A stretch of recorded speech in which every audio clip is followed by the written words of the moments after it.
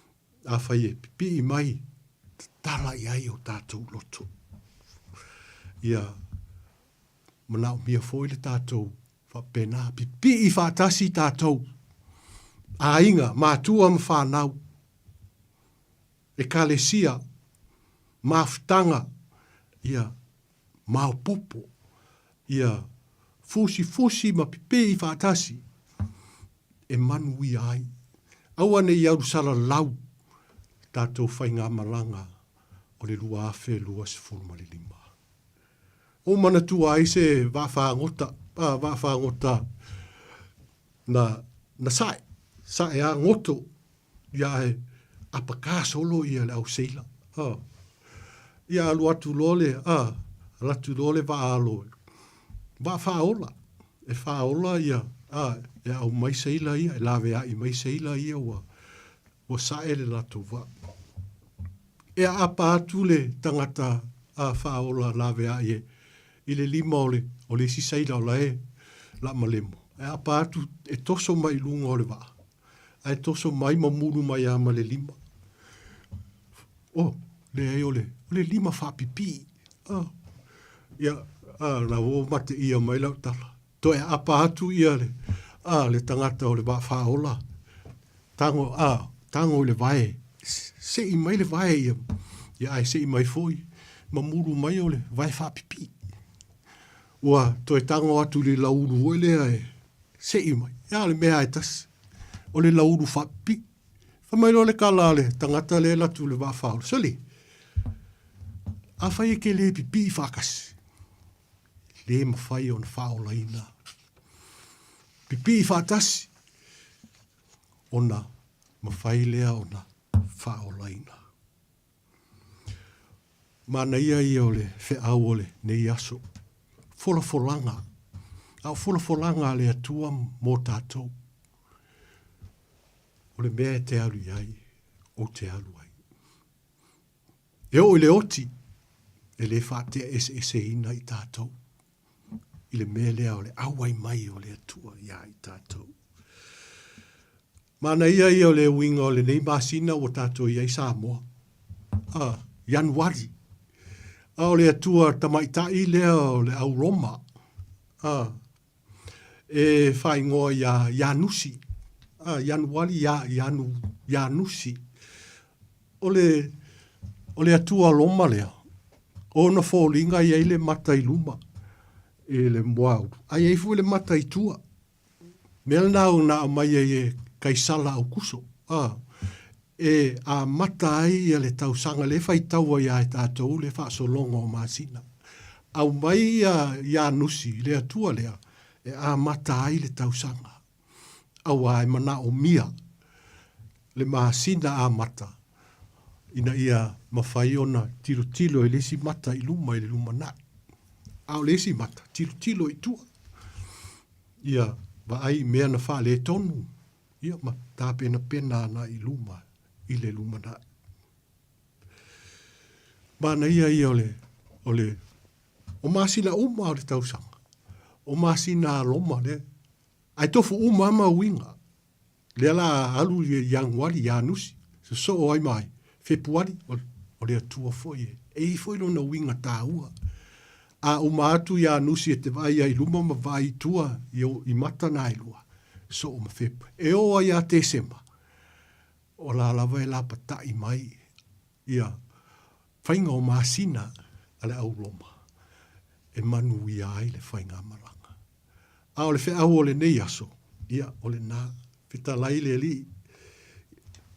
Nei whapea o whaitau a whapea le tusi a ruta. O ai ruta. O ruta e tau I le whaola. Le la e mana ia e le folanga a ruta. O le mea e te alu ai. O te alu ai foi. O le mea e te oti ai. O te oti ai foi. Samoa le lui. Le lui mo I tātou. E alo tua oi. E alo next door neighbor. O amai. Mata e mawhai ona whapea mai ai. O le mea e te alu ai. O te alu ai. O le mea e te oti ai. Lau next door neighbor. Ia tāte ia le nā I tū mamau, ai tātou le whānau, mātua. E se le māna ia o upua. Upua ruta. Wholofolanga ruta.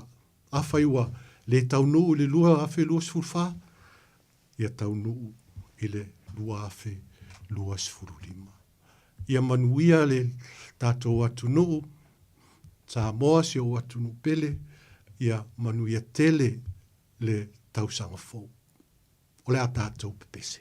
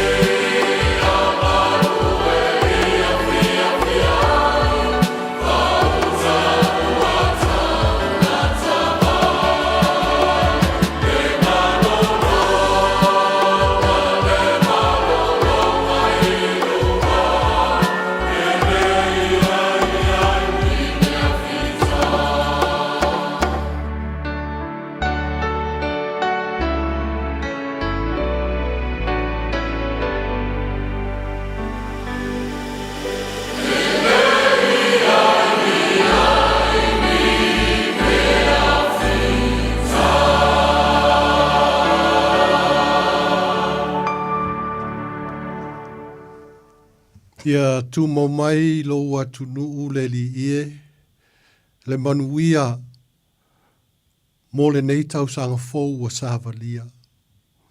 Tu mo mai ai le alofa tu noa Yesu ke riso. Ai meise o le mafutanga ma le anganga pa ia o la ufio. Nei se yo i le whāvavau lava. Amen.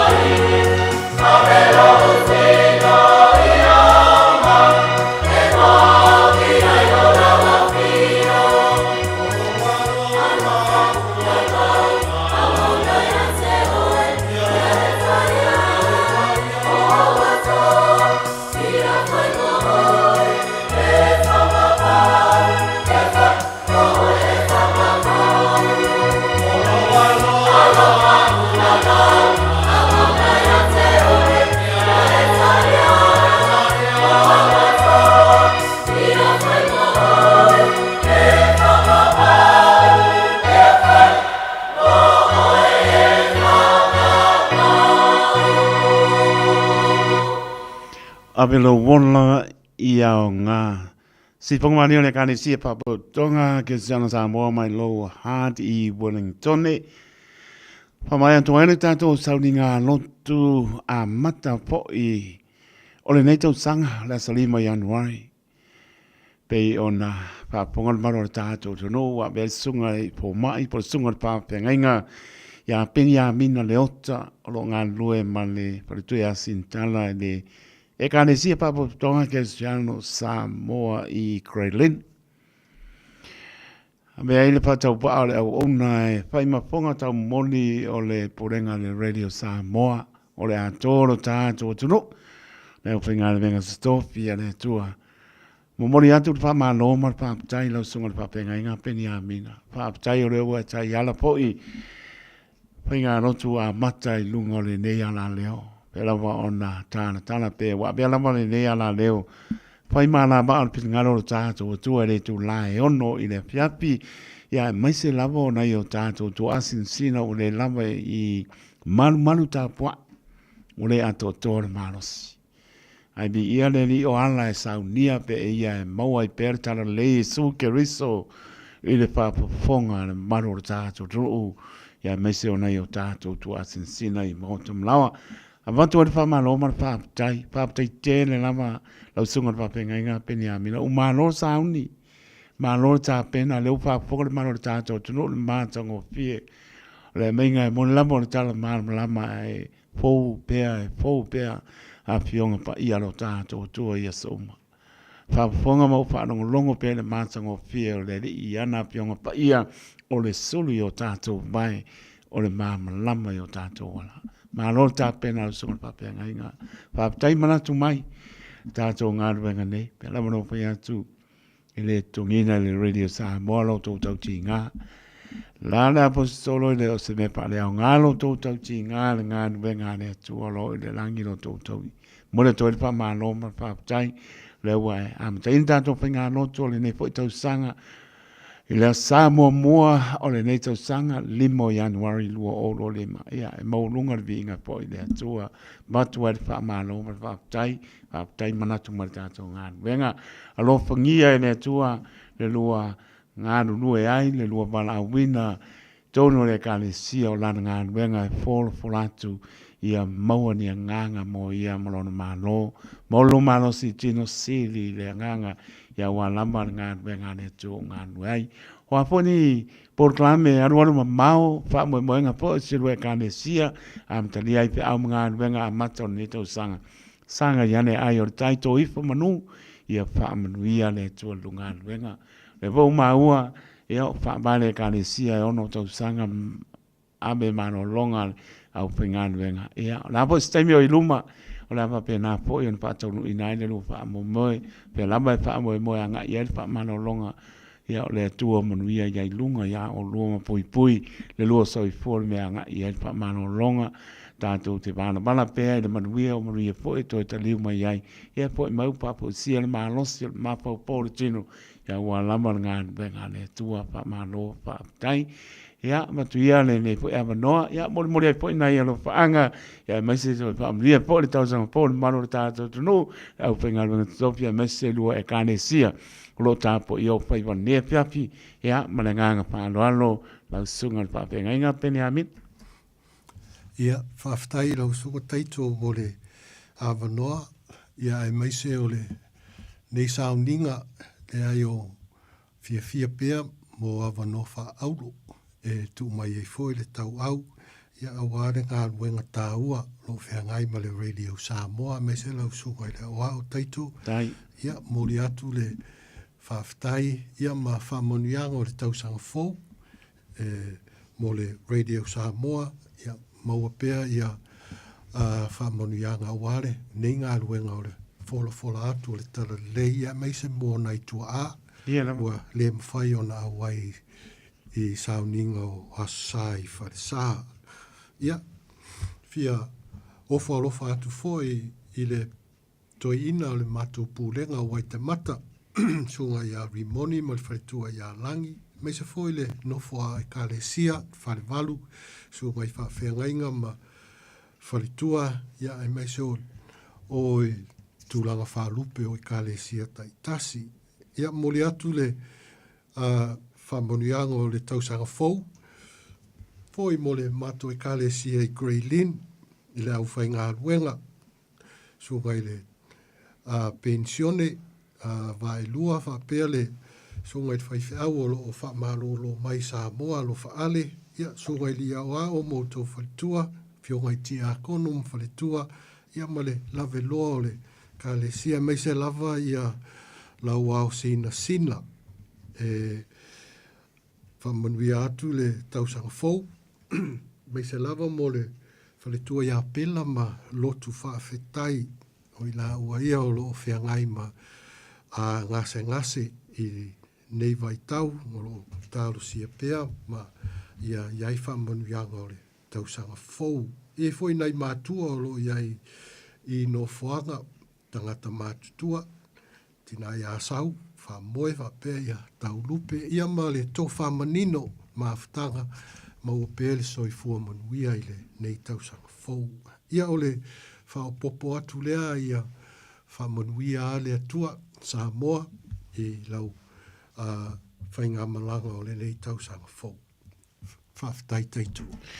Marosa noa na sunga ngainga penia mina la papena fai fo i monta malao au ni apea se tu le ala i lungo le ala i lo soi fua pui le tu pa to nuina nia mo le atu mo bonga lopa pa tu e asin tala mo no falo ya meso le atu si re kalesia via poi mano longa ni fiafi ia tau tai e suru ta tu sa ia mo le tau sanga ia mo via lava ni fiafi pa soi fo ia penia mina. What's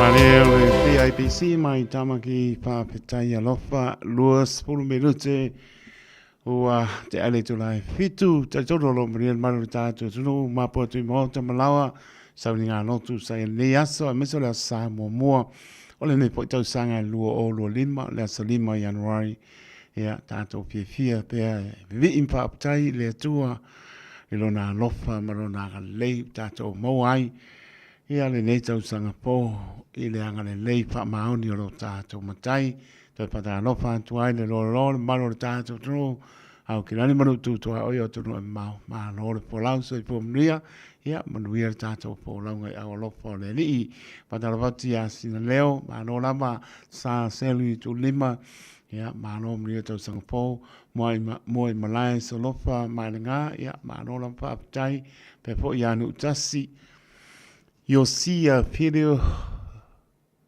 ia malola maputa mai ole maputa mai le UP 36 moria ia tau sang po pa tai a Sabina ba matau ia malola moria tau sang po pe po le tina to ia tringa na lauta wa sa pepe tuli mai Hendon Avenue i Marape ia la tau sang po tringa lauta o tina ma ne pa ia mo manu alo lama le maputa mai paaptai mo faamnianga ia mai spoi maputa mai le vanga la fiafi fetu po mere ia alo lama maputa mai pionga tau ili unasa Sofia leota paaptai alo lama le maputa mai bria tau sang po ia te o tou ia Nisel manu le tunu alo sina ati mai mea rapet ia alo lama paaptai Yo nai manuia mai sa pati le alofa maranga le lo tātou tua, tātou maua uma, pamnianga tufi tau pao, tau mafa paleanganga le ia sala Samoa moa o le tau sangpo. Ia maulunga i perbi inga lo tātou tua i le noa, ia malofa aptai tamara, ma tau sili, ia malola ma aptai mapta mai manuia le tau sangpo. So pa mani malola tātou rio Jesu Keriso, ia e o foropa pataro patu ai so se mauta ngase I mauta malawa manuia la mara tau sanga pou e wela mana pata oto lia I ngase o le tino o se le fia e le atua o tau ti ngā maptianga o e ta oto ai au ki nani manu tutu au e o atu no e mau so se mauta ngase I mauta malawa leo ngalo o tau le tatalo ia o lau au ngangi atu po I le li ia lama tasi lua upu ua papofonga le li I lau tatalo ia ia ngaki atu mai o le atu I o ti ngā maputi ai I ngase o le tino le leo langa ia o lofa atu atua e te malo lo ai a lofa te le atu so se mauta ngase mauta malawa ia iai le fi le mo o tātu atua ma ia iai lana wha malo longa katalawatu po ia la mei wha mau ta alise whanene ia malo lava wha tai ia pesenga whale nganga ia o vi inga lo tātou tua ia vea sui ai fo I o tau tinga ia o ta oto ai dungo lau moenga lofa te lea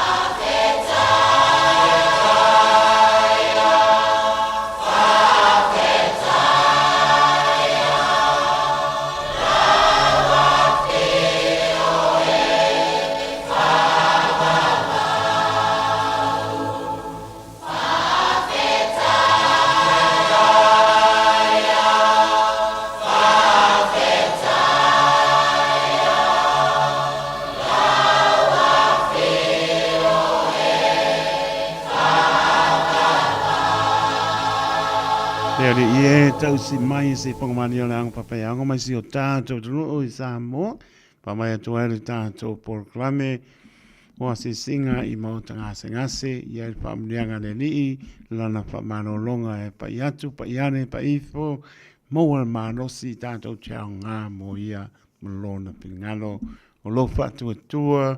E te mano loa ia lofa tene atu.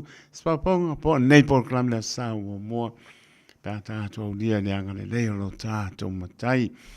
Lua sipo pāmi lute o na tāna o le tūlai manu tāna manu. Ua paisuinga po o tātou porklame i tātou atu e mora tau sangapou.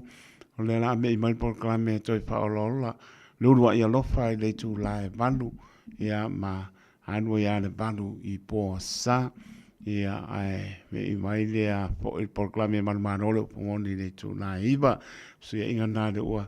Tong pela ona tu watu ia na le ia le stoi so ia inga tele I po sa tane tu lai manu tu faolola le lua ia lofa tane tu lai iwa manu manu le upumoni a sai mar pa moe a tu patano pa tu pa mo lungo ta tu no in nei vai ngore po le sa le so lima Januari lua o lua lima ia me so la sa mo le nei o le nei tau sanga ngona lama le nganga bibi I ma le nganga pa tai le tua pa I me sili lo to sai fu mo tato bola to ma natu ma ai le ma le nato sang ia le tato ha e ma lo fai vo le nato sanga ma lo le ngano lue e me so ta po inga la to le to no e me se ona o tato tu asina sina a lo fa te le atu ma lo le pale ma lo fo lau bi ia le li lana pa ma lo longa lo pa ia tu mo to ma lo si tato fo lau yona au la ve ai mo na au fa ma lo sang bi ia I pe le tua pa tai fo lau penga mo to tofia le tua fa I talo pola ta la ia tu le fina ngano lo tato tua mano ia wasa mo tai au fa tai o la nei ano fa nau I ia lo tato tua tana tu tato leina o ia ni aso I fole mo na no ia pe ia o ia ni aso I fo ia toro fetu tasi lima I toro numero te bana au mai ai ia pa leo fo I leo lo waso I fo dungo e malanga pa no o ne ngalo tato I many on the air at radiosamoa.co.nz ia mana tato apia folinga malungo le YouTube channel mo le whāwano pe he pamniro a soifua whaptai tā mara ba atau sili ma no la le mai pa pena po ia la vei pa mau ta alise pa nene lo maputa mai Sunny Bell West Auckland ma ainga lo te le atu manuia tau sangapou whaptai a mosa ma ainga mai Melbourne ia nia tau sangapou whaptai ma no la maputa mai mai lato umalama o lo maputa mai Lunga le apia po linga he malunga le YouTube teno alofa tene atu ia pe po atu no maun mara le teno ia e mai no talatu tato leina ia po ia soifua ia mano soifua ta alofa soifua I lau sunga taito ia mano lama mia tau sa po mo la no Faftai tele lava mo lo wawa noa ia o fa manuianga ma lo faanga fia mon atu ina yo o para in los la e to alua ia ole to fa ya a pulu leti mai fale asi uma mangele ole so wa to ia le onos fuma le iva o tau sanga o lon soifua ia o fale ono polo ai I sini Australia malufi ole so wa to ia le onos fuma le valu o tau sanga o lon soifua ia whaftai nei tau sanga tele walua maua. Whamanuia tele le atua ia te olua. Ia toi whaopopo nisi aso se tele. A wā lua ngā lue ngā whai tonu e ka le sia o lo olua ngā lulue ai. Whamanuia tele le atua ia te olua mo lua ainga. Le nei ia. Uso lo matau mafuta. Sao fai, a pulu mal whanau, whapea foi a sia, mal whanau, o Meki, o Oli, Stanley, whapea foi Cheryl McQuincy, whapea foi Christina mal tolua mal whanau, tau masita ma le whanau. O mātou ainga malava meki fo I ma le whanau. Ia ai whaasiri lava alo whaanga wa unei taito. Ia o tila whainga polo ai ma le whanau. Ia ai whaftai tele molo ua wanoa. Ia manuia lau tiu tele nei aso. Wha manuia fo I le atua I lau sunga. Le whale tua ma le ai ngali. Tila whainā, whaaptai mo whaamnianga, lofa tele atu. Manuia po le tātou pōlaunga, nei tau sanga pō tātou pōlawai. I le anga le lei mai o le matai, whaaptai mo whaamnianga. Manuia mano longa le pō, pāsoi fua ia. Pāsoi. Toi fua. Mano longa sai mai tālopa.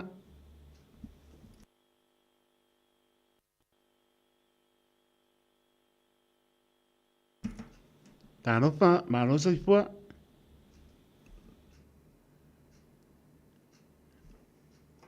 Mole mlo sa no mai talo pa. Ka pale marga ko ling.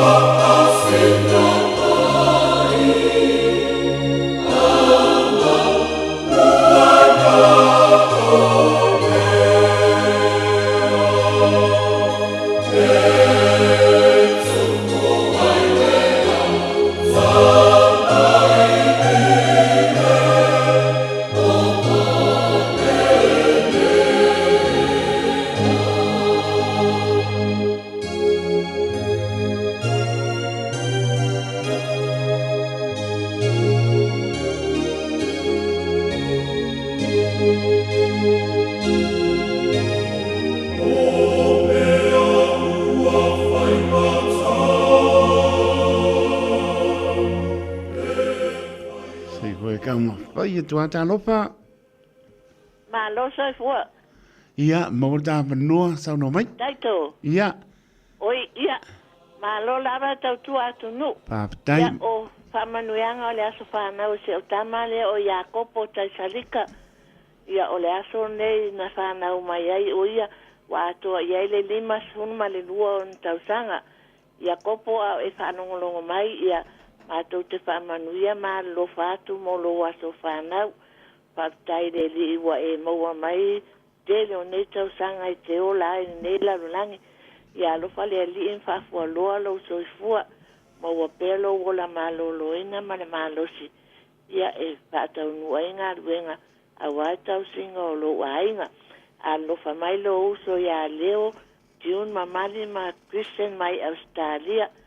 Lo pat foi lo tua fine ya nita mal fanau ya ai dea lo fanga lo tinale nunga telefoni o solo au ya alo fatu taito manuia tai mo la tiute to fa ya soifua fan solo au man via po ele po soifua ya soifua wa mo nem no sa no mai talo pa ole na ya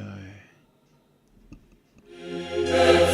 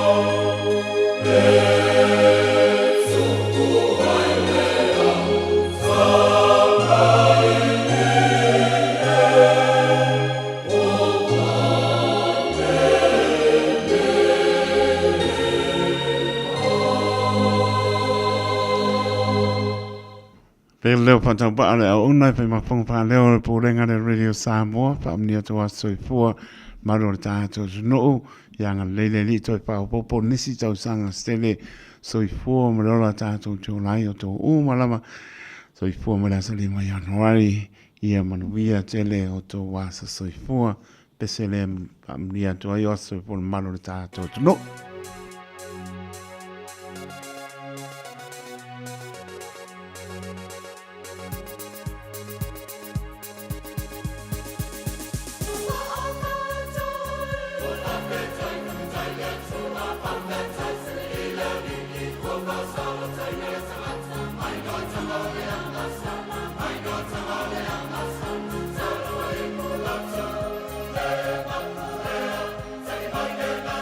Samoa,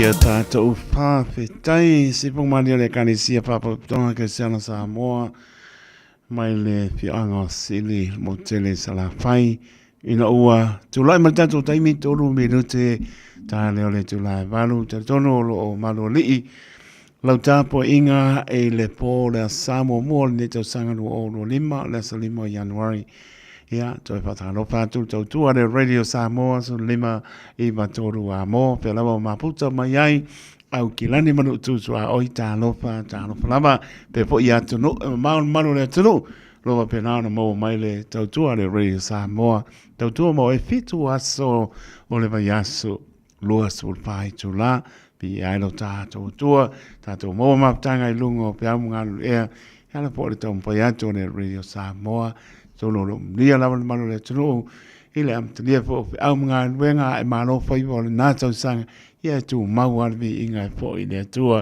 I lo na lofa malo na ngale le mo tatou lewa tape na mai sunga to ina ya fiu kuini taana ia mas po I pasta le ya taua Francis ara ia tatou proclame Toi whaola le rua I alofa, pera mano pe atu leo o suia mai la tātou voa ia tu rangare o iai, me I mai proclame lea toi whaola le rua I alofa, I le vanu I poa sa oma, ia me atu tātou proclame manu malole o pomoni le tu la hiva, ia mo le amtalia po I o proclame a le tautua le Radio Samoa, I le ne po I tau sanga po, ia maleanga whandoano, ia le o tāpena mai, ia manu ia po proclame, ele tāpena mai mea piapi ale au whainga wenga.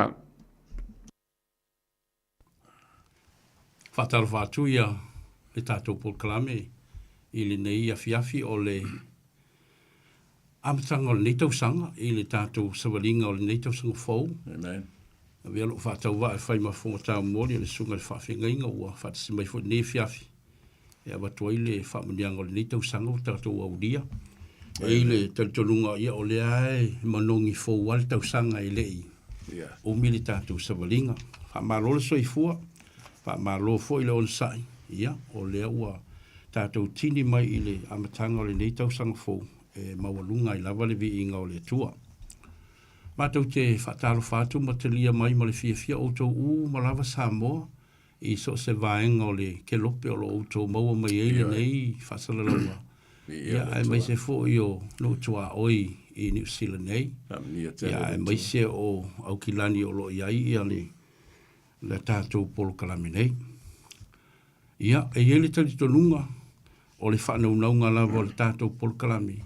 Ia tātou mana malama ia fionga pa ia le atua. Amen. Ia ile tali tonunga ua tofutus pa ia uma tātou ainga. Ia, ai tā ua ia o le whaonga. Ia ina ia tātou mana malama. I le fina ngalo le atua, o le fina ngalo le atua, ia tātou maua le ola. Pa fuanga lava le nā leo nā fio mai Yesu, o le autu fo I le nā, o le nei pol kalami, ia o Yesu Keriso. Mai e ia le taltonunga, e le isi simi e tau whaiti apolo ia auane I whai al tangata.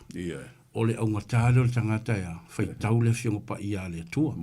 A ia I le whanaunaunga o le nei pol kalami, o le tatalo fo I au mātou tangata whaatau waa. Ia tātou whaatau aina, le tusi pa ia I tutonu o tātou ainga. E whewhe I te apolo.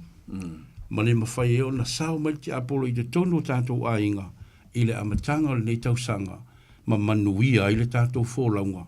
Se ia tātou nuu I le whai unga fo I le nei tausanga. Mātou te whaatalo whaatu I le mamalu o le au whainga luenga pa ia le atua I so se whata whai taulanga, so se e kare sia, o lo lato tautuaina le atua I vaenga umalava o lo au nai I e kare sia Samoa. Amen. E whaapitoa fo e whaatalofa I le sunga ia taito, moli atu le anganga whaafitai I le nei au na, ia I le whaatawaina pea o lona soifua e au nai mai le atua tau silafia, o se whaamalo singa moa o teimi o te whaalongolongo I fo I fautuanga o au mai le au na ia taito ia o le anganga lea o nei polo kalame whaale anganga ia a vea tātou Samoa o ni whaataita inga le lei I so se vaengo le lalolangi o lo whaapea o na tātou tautua ma au nai mo le tua. Whatalo whaptoe nia fiafi i le songa i a le ia taua Francis Hara ia songa le whawhenga inga. Ia mo le whaavono ina mai o le taimi. Tau te sila fia o te tau mawhai e sa ili mai lau whainga luenga le tua. Ina ia fou lau whaafonga ma ia matango fia lau whaafonga Samoa. I le whaasoa ina o le fina ngalo le atua i lea taimi ma lea taimi. Ia ina ia maua lunga le vi inga o le atua. Whamnuia le tua ilo sunga pasta ia a o whiangai ma le folafolaina ia po le whaasoa ina o le fina ngalo le atua i le neia fiafi. O le mātou te talo Samoa ia whaamanuia le atua i lau whaafonga mai o le anganga ia tātou maua le fina ngalo le atua ia ona manuia o le mea uma tātou te whaia i le nei fo tau sanga. O le ata mai le pese a matel tātou por kalame ona o whaia le o le tātou talo.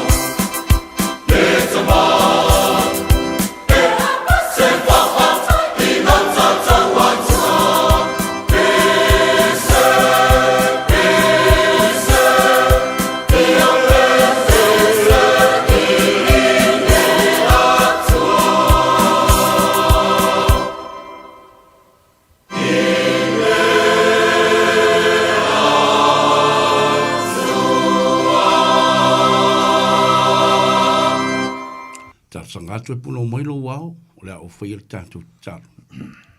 Whawhatai le tua, mawalunga pele vi inga o oelo mātou o tua, le tua le tamā, le alo, ma le nganga pa ia. Amen. Whawhatai lau tau singa, lau teita inga, ma lau whamunianga, o e au mai le soifua o tangata Samoa i le nei fo i tau sanga, ai mai se fo i o le amataina, o le au nanga le nei polo kalame, o le toe whaaola ola le ulua i alofa. Amen. O e o le atua ne e ulua i alofa mai. Whaftai. Ai mātou te tau mawhai. Ia mātou mana tua, loa lofa le atua. Amen. Na ofo ina mai ai ātua lava. Tu ua lo mamalu malo pa ia i le langi. Whaftai. Au ai a fio mai le neila lo langi ma e soifu ai. O lofi na ngalo alofa. Ia toe fo i atu le tangata ua sala. Ta mai whamanuia mai le nei polo kalame.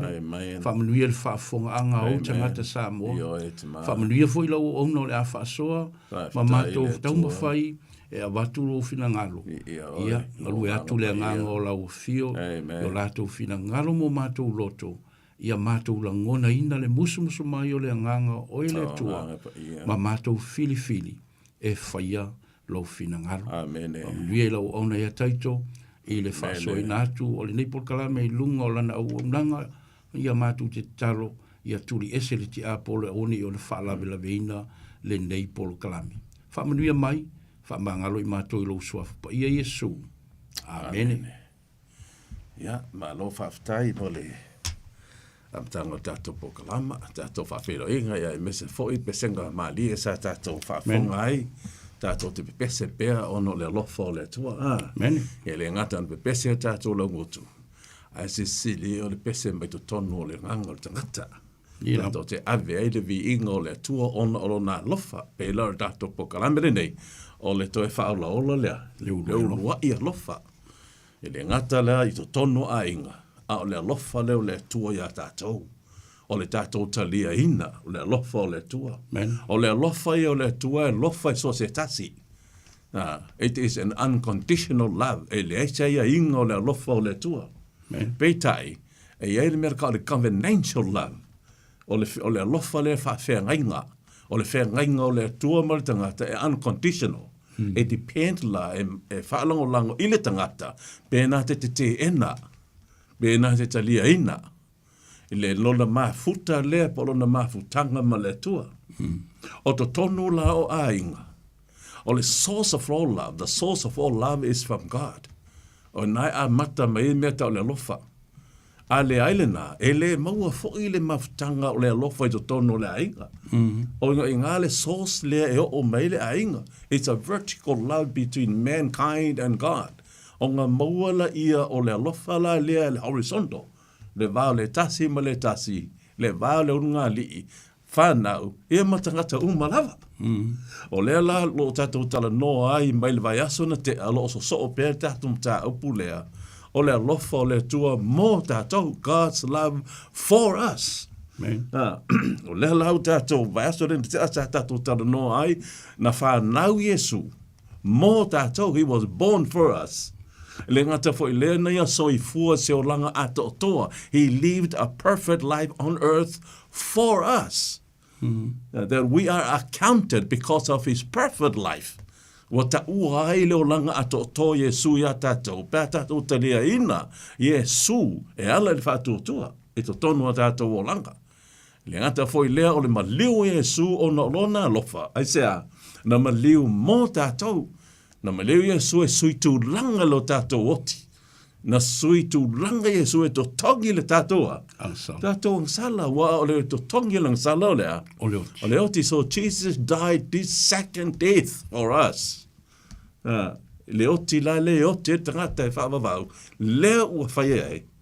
Yesu o tātou le maua, tātou le oti e whaavavau. Pe a whai, tātou te so o le covenantal love.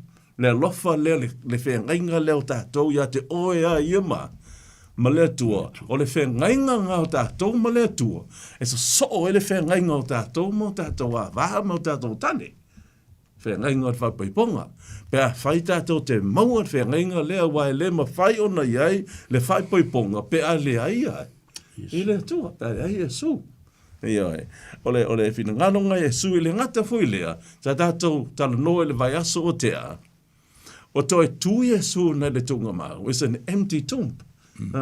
E le ngata na maliu Yesu mo tātou, wha mai le Yesu ua tau? Taunu. No. Ua tau no.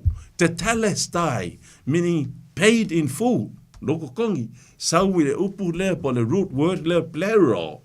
E langa winga o le ngā upu ua perfect. Bo ato tōna tutongi. O lea laua toi tu Yesu. La fohai ie. La fea le winga la fohai o die. La fohai leang sala. Wa wha uma ia leang sala pe o wha talanga le tanelu lon mata au pe fitu. Wa wha uma ia le sanga sala ilona maliu. No winga ua manu ma lo o ia ilea leang sala. Ua ma whai fo yon tātou manu ma lo. Ia Yesu. Ona ua ma leo Yesu mo tātou. Ai le ngata fo ilane na sa ngau le ie. Ma tuu le mesa iai le au Yesu. O wha asino le ilea. Manu malo. Ua manu malo Yesu.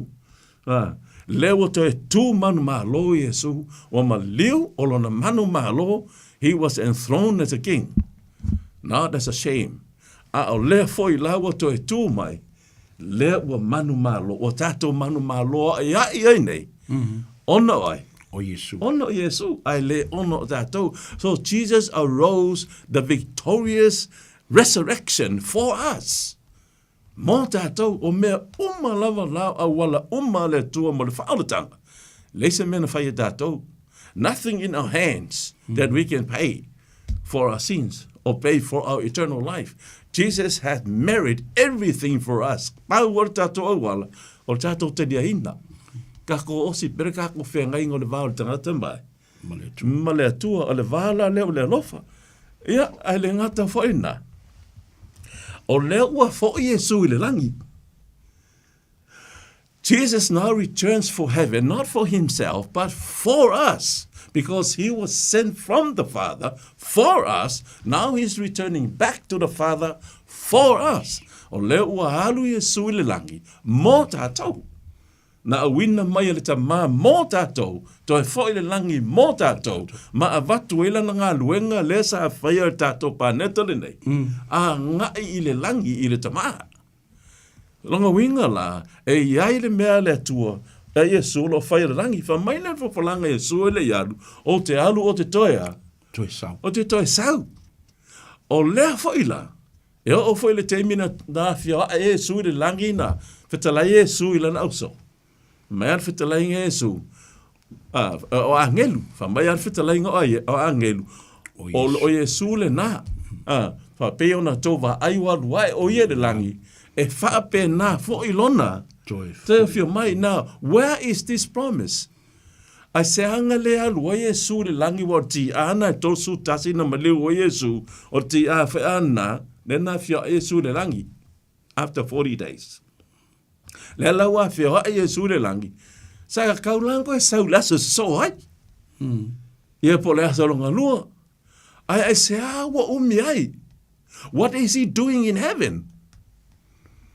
La langa mea la e whailea, i le langi, e eise mea Jesu e whaile langi, io e iai mea it takes so long because he is there for us, e la ngā luenga moai, mo tātou, o le au tūla tātou po kalamea o le pōle nei, o le ngā luenga whaapuruvanga, oai, a Jesu mo tātou, o le ngā luenga whaapuruvanga, it's Christ's mediatorial work for us.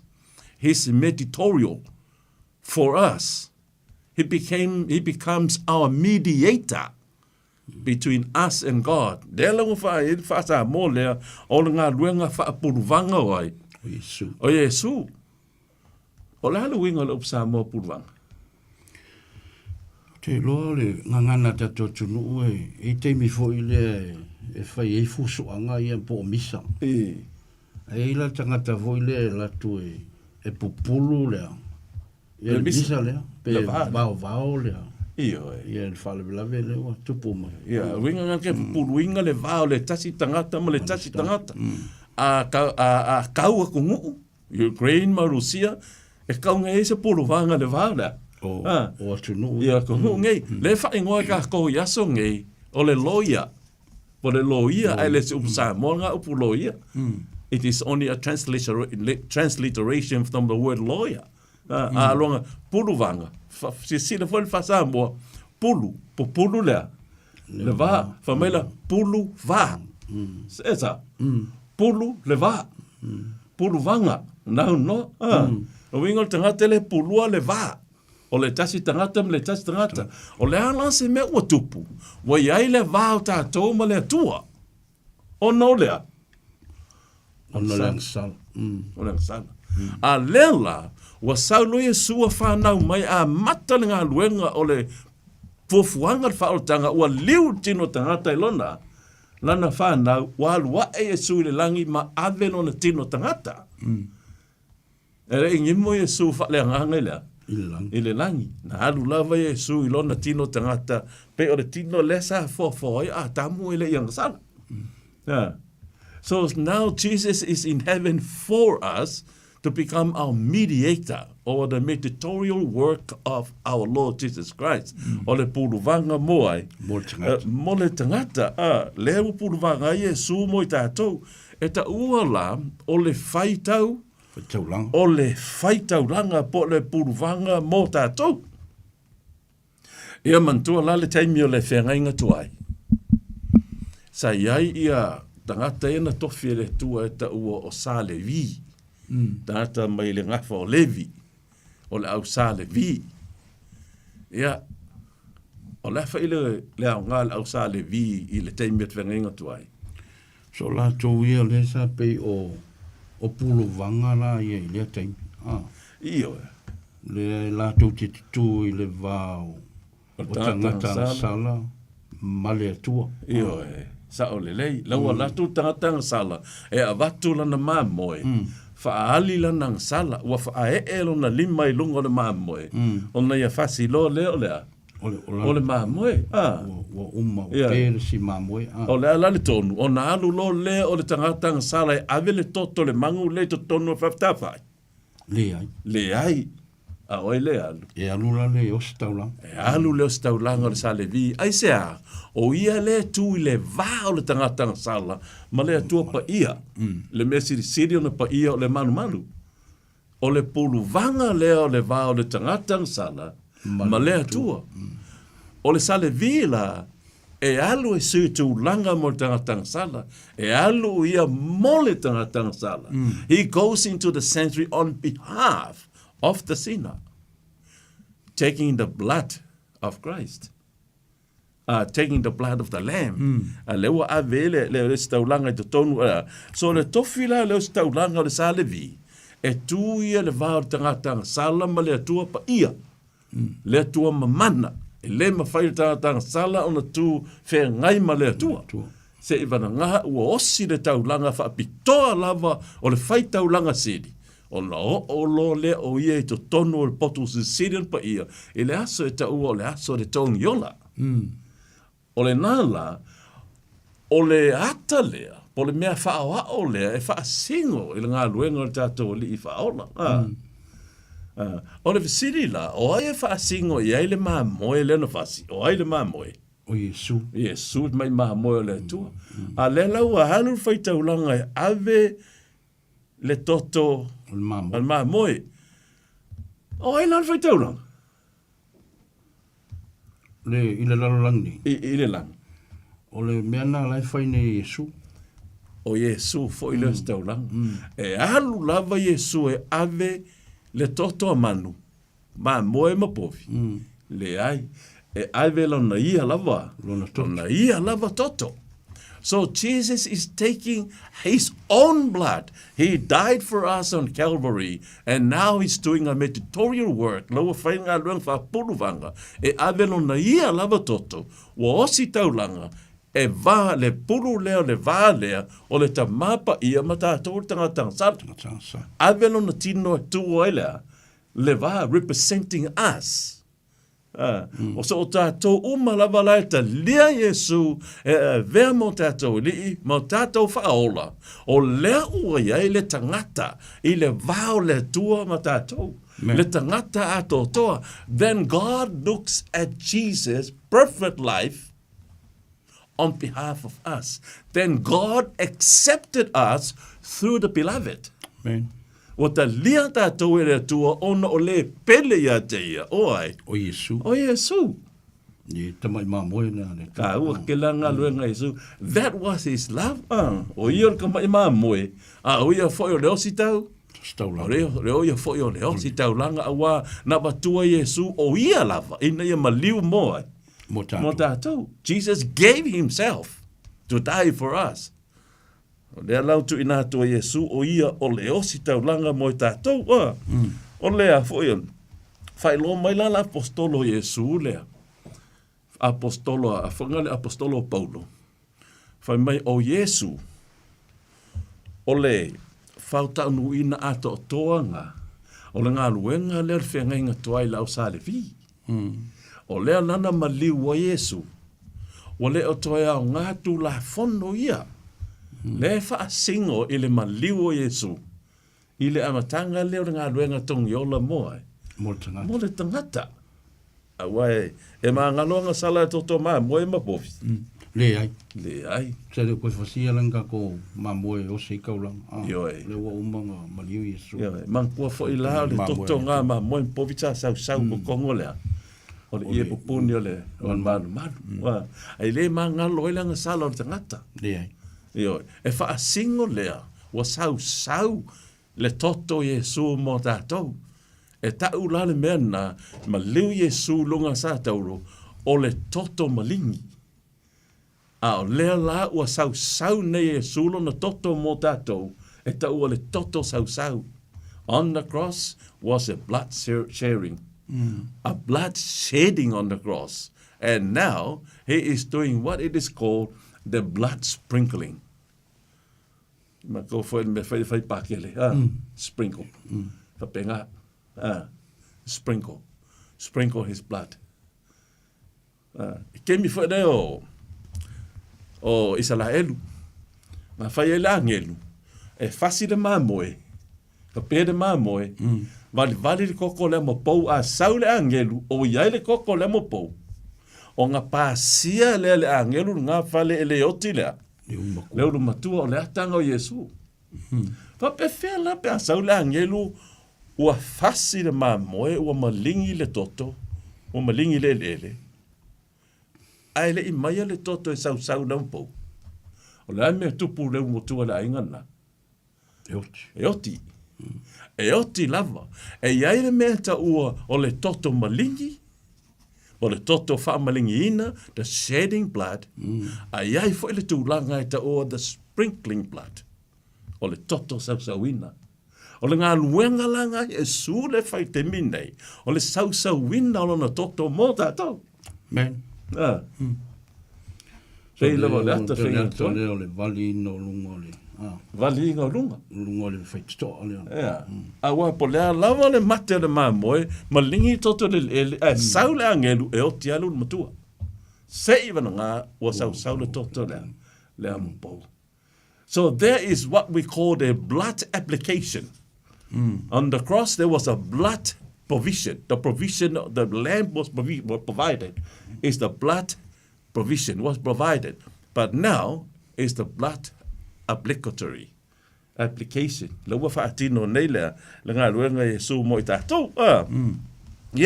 On tātou mai lea nei tātou maua tuspa ia le tusi leo e pelu.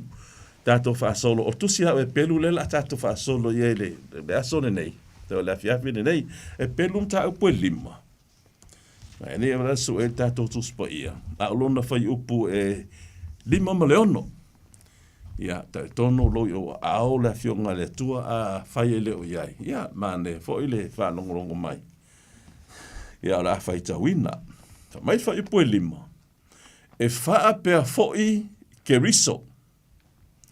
Na le wha maurunga ina o ia e ia, ina ua whai o ia maosi tauranga sili. E le i wha maurunga i Yesu. Na wha maulalo Yesu ma liu, a maulalo Yesu i whai maosi tauranga sili. E wha pea foi ke riso. Na le wha maulunga ina o ia e ia, ina ua whai o ia maosi tauranga sili. A high priest, not just a priest. A le osi taulanga sili. A o ia sa whetalai mai ai, ia te ia, leo whetalai mai le tua winga ia Yesu, a pet whetalai nga le tua, o loo a ta lii oe, wa o whanaua oe e le aso nei. A se hawa ta oe e le ta maa Yesu o lona ta lii le teimi lea. A se hawa ta o loo a ta lii oe, wa o whanaua oe le aso nei. O me e whato a whaia le tua Yesu i lona whanau mea Maria. Se awa ta ua lea te li. O na ua liu tino te ngata Yesu. O lona ta li i le ta ngata.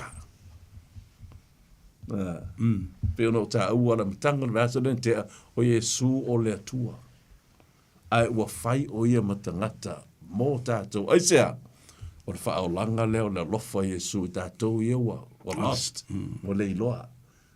Wa hoti tātou ono lea. Le angsala. Whai upo e ono. Sau no mai la. Whao mole fiu whai upo e ono. E pei ona whetalai mai e foi o ia i le tasi upu. O le osi taulanga oe e whaavavau. E winga whaatasi ma meki sa teko. O leo sti taulanga oe e su e whaavavau. O si taulanga i ar whenga inga tuai le tu la whongo ngā leo ua le o leo ngā.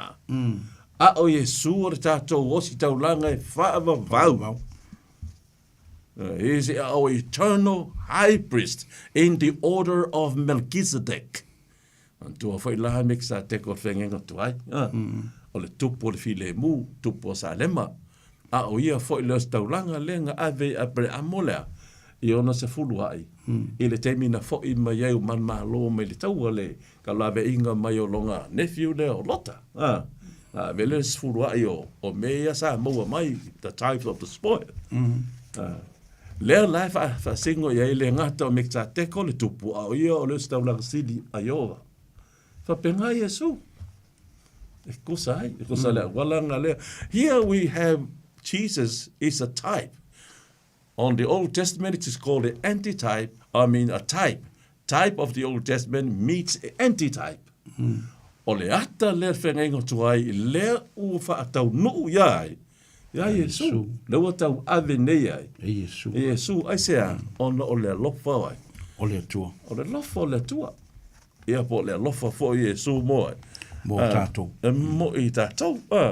Lela, o le tātou wai le tusi nei lo tātou whaangaina nei le tusi nei e pelu. O tusi whapitole l'apostolo Paulo na ave e kerisiano e pelu le ua liu mai i le tapo inga kerisiano. Le ua talia ina Yesu. O nisi o lātou. O la lava o si a lātou tau langa. A laile o ato tole lātou iloa. A laua lātou talia Yesu. Tātou tua ia teia, tai tono ia teia. Le lai whaamamala mai Paulo, ua tau nuu tu la whono ia ai. Ia Yesu. Ia Yesu. O Yesu la o le o tātou o si tau langa. Sili, o le au tū la tusia e pelu. O le au tū a toa tusia e pelu. O Yesu. That was the purpose of the whole letter. That we may have confidence in Jesus Christ, our Lord. Ia tātou mauti noa. Mai ia tātou whamalosi awa o Yesu ke riso lo tātoa. Lo tātoa li. I le ngata i lea, o lo tū o ia i lumo ta mā mo i tātou. O Yesu la, o tātou whamoe moe whaotanga. Jesus is our hope for our salvation.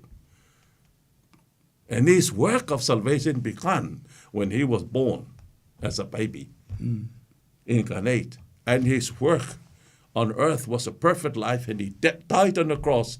He resurrected from the tomb, and his work done for us today. In heaven. He is a mediator between us and God. Avatu iailo na tino, avatu iailo na soifua, e soifa, soitulanga mai. Mai tātou, a whapela o na ulu la staulanga ki tonu a whafta whaet whekengo tuai. E whapena foi o na ulu atu Yesu. Ma avatu lona lava toto. I le langi mo tātou, hallelujah. Amen. Anga o koko Yesu e pa ia. E le me whainga wako se kokoa. A isa ako, menga nga le whininga roi le tua e oki isa ako. I supplied mai le maa moe, God provides the lamb. O le taipanga le anti-type oi, oi le aka oi. O Yesu. O Yesu. A wanga o Yesu lava i whasia mo tātou. O le maa moe le tua. Amen.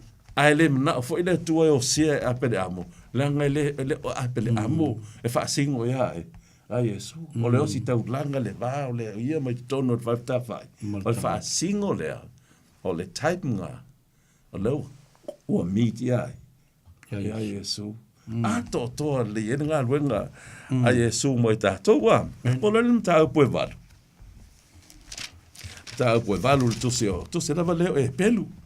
E kere lava vaenga tu si e pelu tātou to marama I o le lofa le tua te tau nā tili an tātou a lofa. E le ngata o maliu.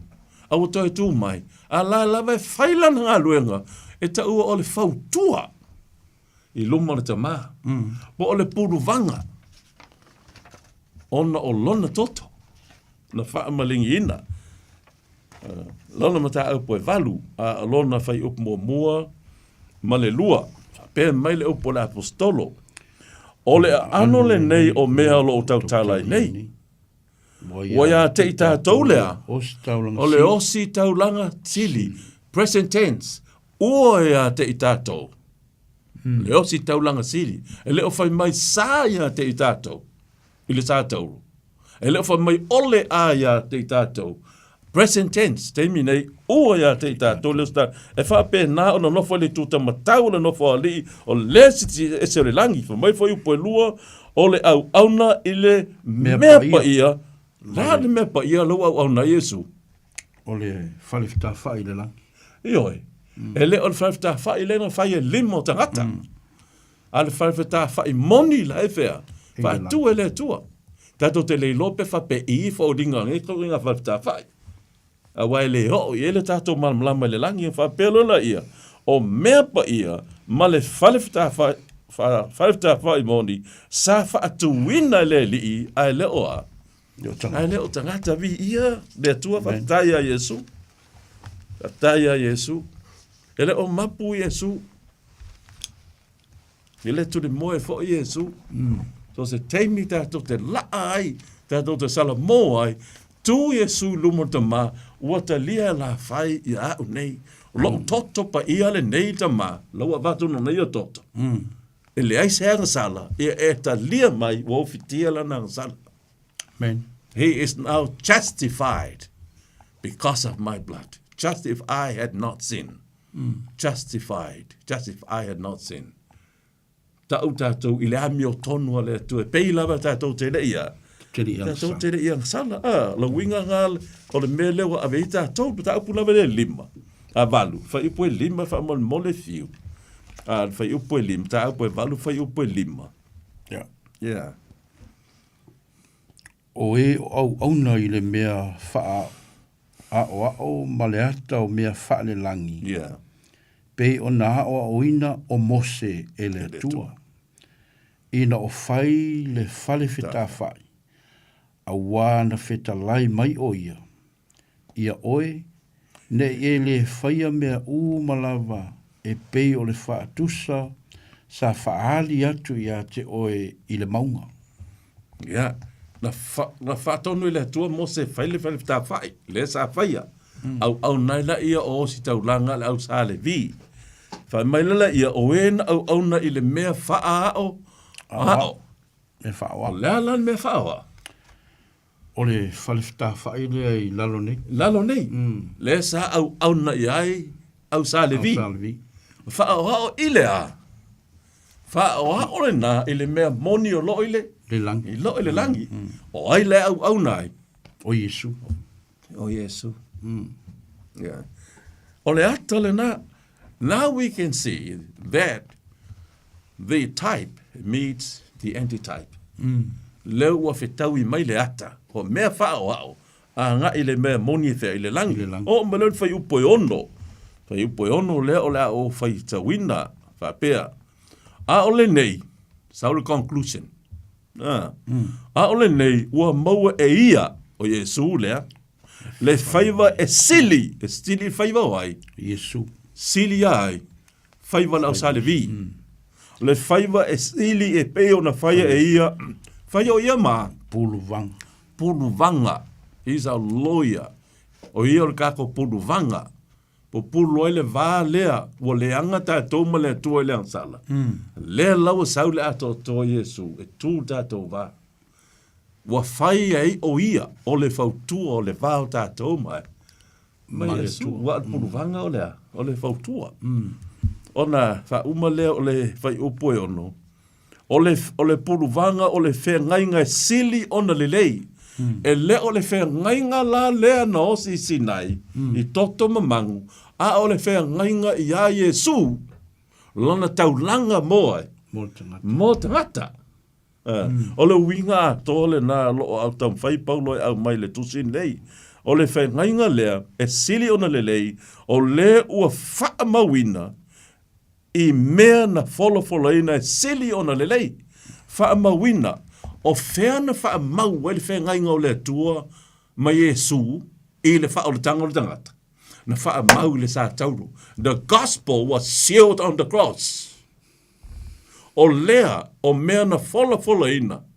Lea ua fasi de ma moe le atua. The gospel is now sealed and nothing can be added anymore to the gospel. Nothing can be taken away again.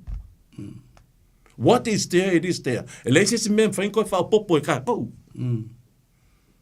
Na ua wha mau e le toto ai.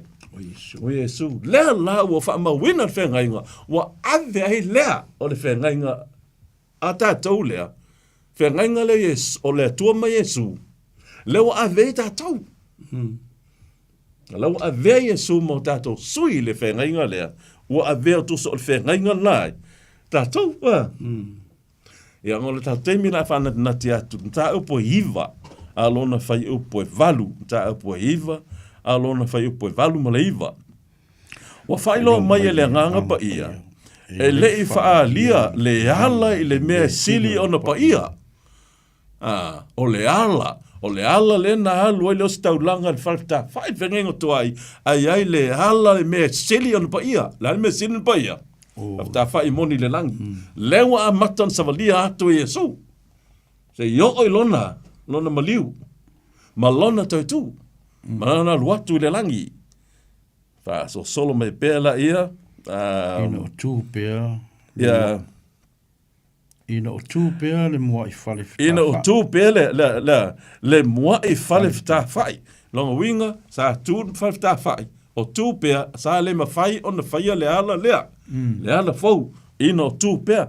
Le ala le swinga, whamele whai upo iwa. O le wha atusa lea, meia whangenga tuai, e o mai I nei o na pō. O le wha atusa o mei o na pō, o le ala le mei o na pō. O lunga le langi. O le ngā le langi, o ai leo staulanga. O Yesu. O ai taulanga, Yesu, e leo sa maa moe, o Yesu, leo staulanga, e leo sa le vi a oai. O Yesu. O Yesu, o le alofa nau le tua moai. Mo tātou. Ea, mo I tātou.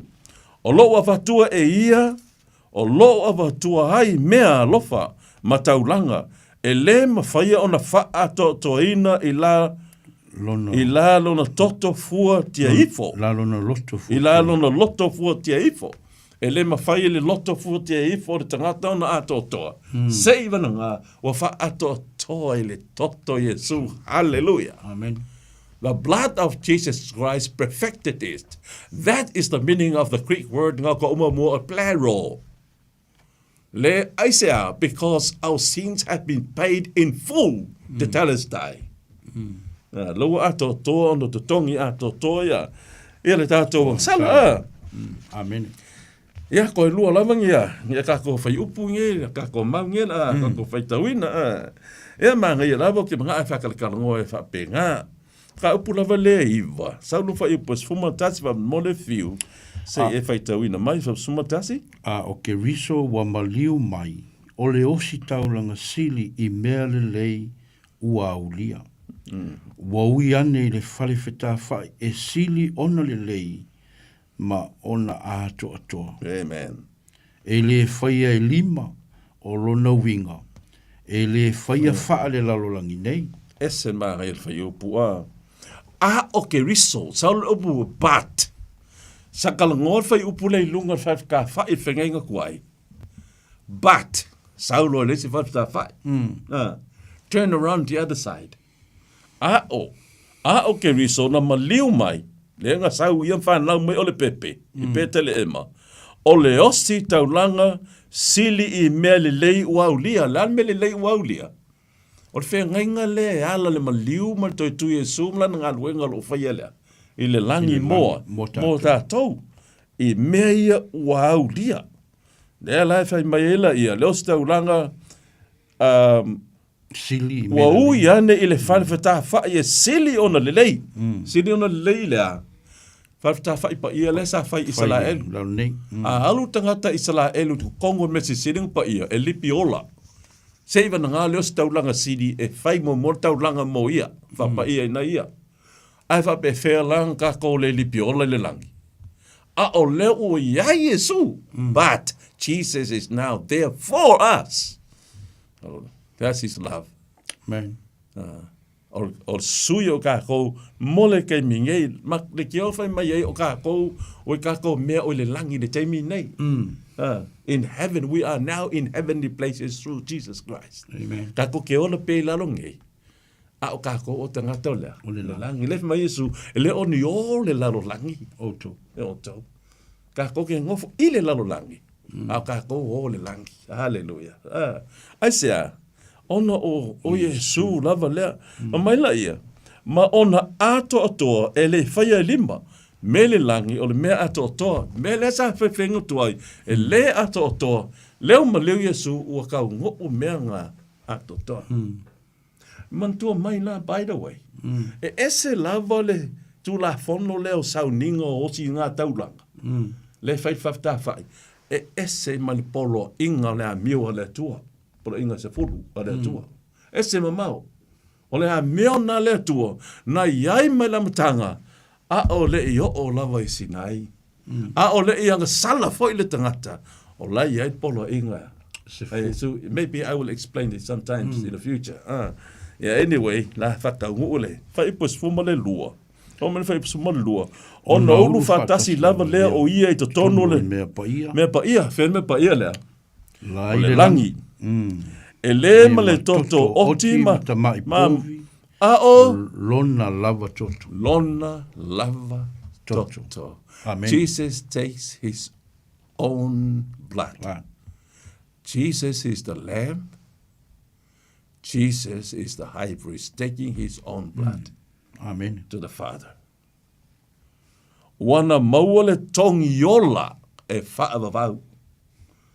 See? Mo i tātou. E le whaavavau i me ia sa whaia. E whai lava i tausanga uma. Renewed every year. Yeah. Kako whae ulea, kako e fo ilala ia, ka upa fiku lea. Iku e whaam ka upa fiku. Wha umai ngai kako a. Kako a onga po, kako wha au fo ili nei po. Kake loe, o le lofa o le tua. Whaia le tua mo ta tōtanga tangsala. A kako maua la le lofa le. La la bai ku Yesu ma kako e lofa.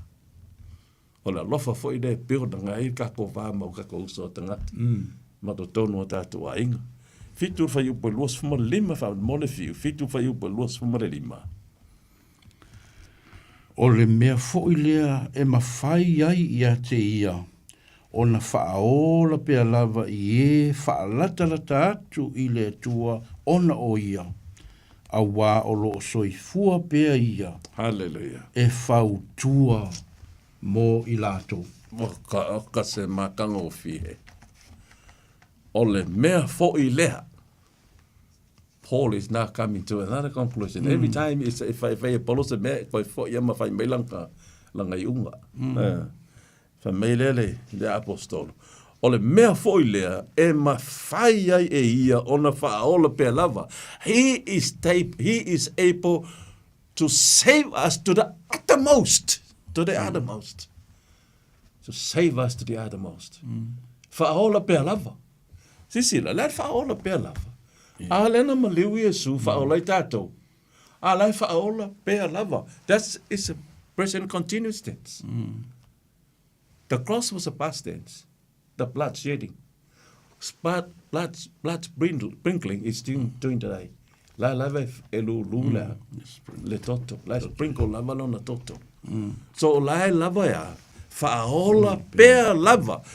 Le so a e te lea Yesu ia e te le tau walu o e ti ai tolu sutasi o i nei lava le so tu lava Yesu mo e mai la sprinkle lava lava lu mai fo le toto Yesu mo tatou ia le wala vali le mo pou to tono tatoa e tatou lava loto se ko fa makulan fai upule a o keriso o maliu o le o si taulanga sili me le lei waulia wa u yande i le fale fta fai sili ona le lei ma ona atoa toa ele ulu Yesu fta fai le na fai tangata le ngata le fale a le manu o le tempo wa nga umano fai ie ai ke olo fai le manu le tempo ele o ingala a fai le nga ulu Yesu la Yesu ka fuli na loya iyo kamele Yesu ele ko ke ele si ma lungo le sia ma ala fa singo Yesu o te toi fausia ia so to la fa singo Yesu lo latino he is the temple longa lava tino no maliu aso to lun to tu mai Yesu ile ka ula fa yu te e ui lava a ka ko fa ka fa ngumela ele a ko se ko ruaso pa le fa yu kaia o le fa siaso lisiaso e ka de is a full day so 3 days So le la le tino Yesu fa singo ye nge manu ma. Le ko e fa nga inga manu malu fe nga kwai. O Yesu le o le manu mo i tātou. Ka ko ke vai. Le fo i le folanga Yesu. O le folanga Yesu mo tātou. E toi fio mai. O ka kom ka pula le. O le Yesu o le fautuanga le la fa ngata i. Ala toi fa wal verso le. Fa wau le sale la sau ia mantua le msia fa wau le sala sau a uma lol tatu ta apule te tatsilava wa ngale lua sections here wa o party wa vai inga ia fa lol le muta to ta ka ko ke lo le lo fo Yesu ia ka ko la lola ia ile a fio mai Yesu mo oe ma ina ia yai tato ia me ia isia o le lo fo Yesu. He wants us to be with him. Amen. Not only he is with us now in the spirit, but want us to be with him bodily. Pei nga ia Yesu fa tasi o tanga te mina fa na mai ai. E mana fa le su tatu toi fa tasi foi mai. Ma ia o le lo fo na Yesu mo tato Samoa e fa fonga mai. Ia na se toi fa manatu. O tātou I loa, o le tua, o le alofa lava lea. O le whengainga la, o le wā, o le alofa, o tātou ma le tua. E eino nā ia inga, o lana ia inga, e fue a tātou, pe tātou te tali atu le alofa ai. Le tua man whae moe. Tātou uma lava lau kirisiano, tu mau pea. Tali le alofa ai. Le tu whaola ola pea. Aua ngata ngata teimi ngai la ngona e wali ua lo langa. Fa wau pea. Awa foi. E le aso ya fio mai Yesu. Ona tatou fa tasi pea lava pea mai. Mai. Tatou wali fa ola tatou talo. Le tolo matou ta mai o le langi. Vi ia laua fio. Amen. O mea lava, o awala lava mo le fuafuanga le whaolatanga. Mo yo ao lea. Awa e sila fia. E le mawhai se mea tasi e le tangata. A o laua fio, ua e whaatanu uina mo I mātou tangata ang sala. O e a fio mai liu tino tangata, I lau whanau mai I le whawhine. Na e soi fua foi I leo langa le ang sala ua fio te apo le whātou so lau fio. Ai te tū mau pea. Amen. I le ami o tono. Lea foi, I lau maliu le sa tauro. Na wala awur tangata, nga e whaola nisi. O e te le whaole e toi, e le whinga tae laua fio, ona e sau lalo mara sa tau, ai sa e ono sa I pēde pōpua ngā, ono loa lofa e mātou. O lea foi, o e toi tū mai, o e ngau le I e solo. Whaalia ai, lo manu malo, oi, whaafitai o le mātou manu malo lea. Whaafitai le tua wa e a fio hae le langi, I lo tamaa, o loa fio lea, e ave lava lo lava toto. I se au wala whaavāwhenga e le malamalama ai mātou. Whaftai le tua o lo whaia oe, I e su mapulu vanga, I mātou I le vā o I mātou ma le tua. Vā o I mātou ma le tamā. O lea foi le tua, o lo e ta lia I mātou, e so se teimi, a wā foi, o lo e tuina mai pea lava pea, wa e whaola pea lava pea I mātou. E o lava e le ngata I le teimi o tō nai, a o le teimi nei lo mātou savalinga. Si o lava na whaamanuiaina I mātou, I le mā lo I le langi.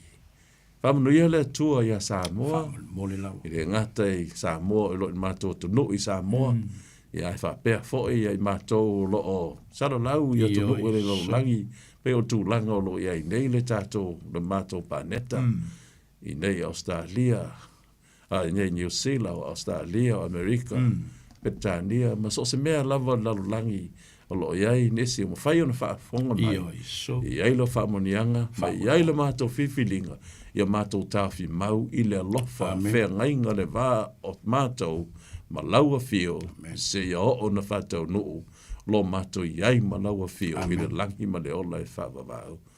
Whaaftai le tua, e ala ia Jesu ke riso lo mātou o li I whaola. Amen. Amen.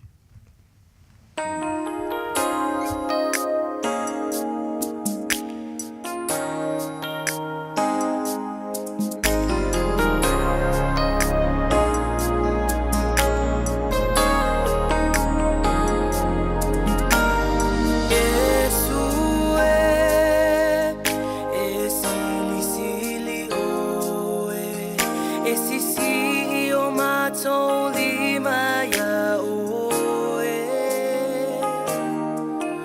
o te tau o oe toa tasi mātou te ifo atu ai matau e pa ia oe Yesu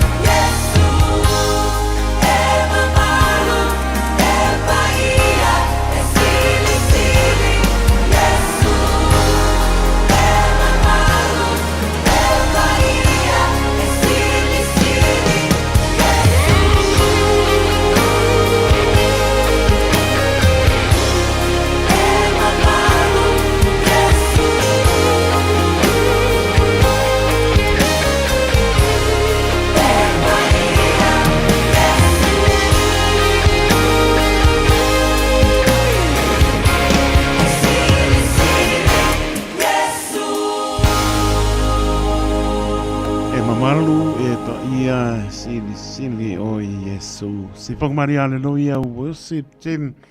Mai o tau, pa mai atu ane tātou proclame toi whaola ola leurua e alofa, pe anta penaina sunga to ina, ia whiu kuini ta ala, me se poi ale sunga ni, pai pe au ia ni a taua Francis Hada ile nei po, mori pa manoma pa ptai i ana au ona, penaina ni po i ole nei proclame, manuia po i atu i lungo ana, i le alofa, maranga leuro tātou atua, spau ponga po nei proclame nei tulai, manu pola sa mo mo pa tātou dia i le alofa, maranga leuro tātou atua.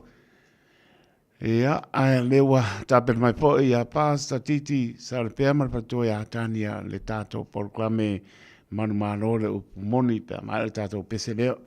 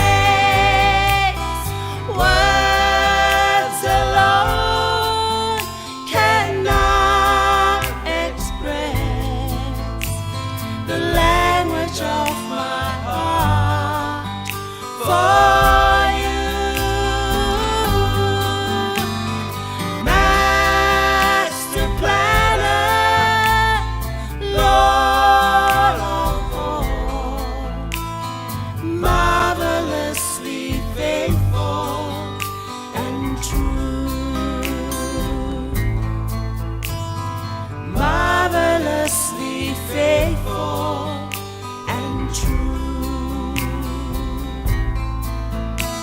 E tonu mawha'a maori oe.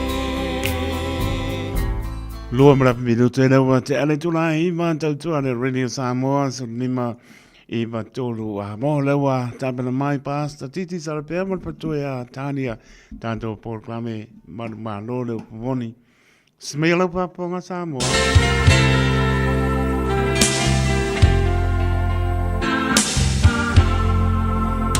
Nearly ia tachala lau whaalo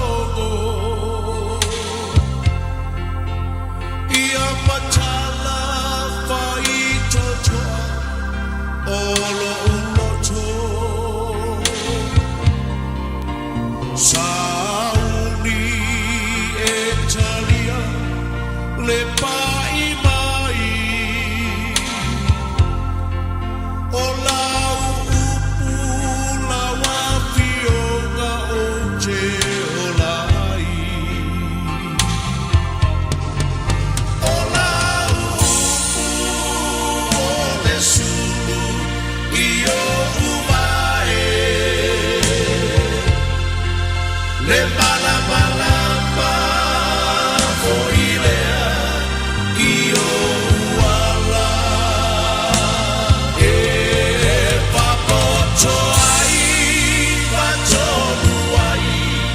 Ne soy puanga o la upu e paia e ai le mana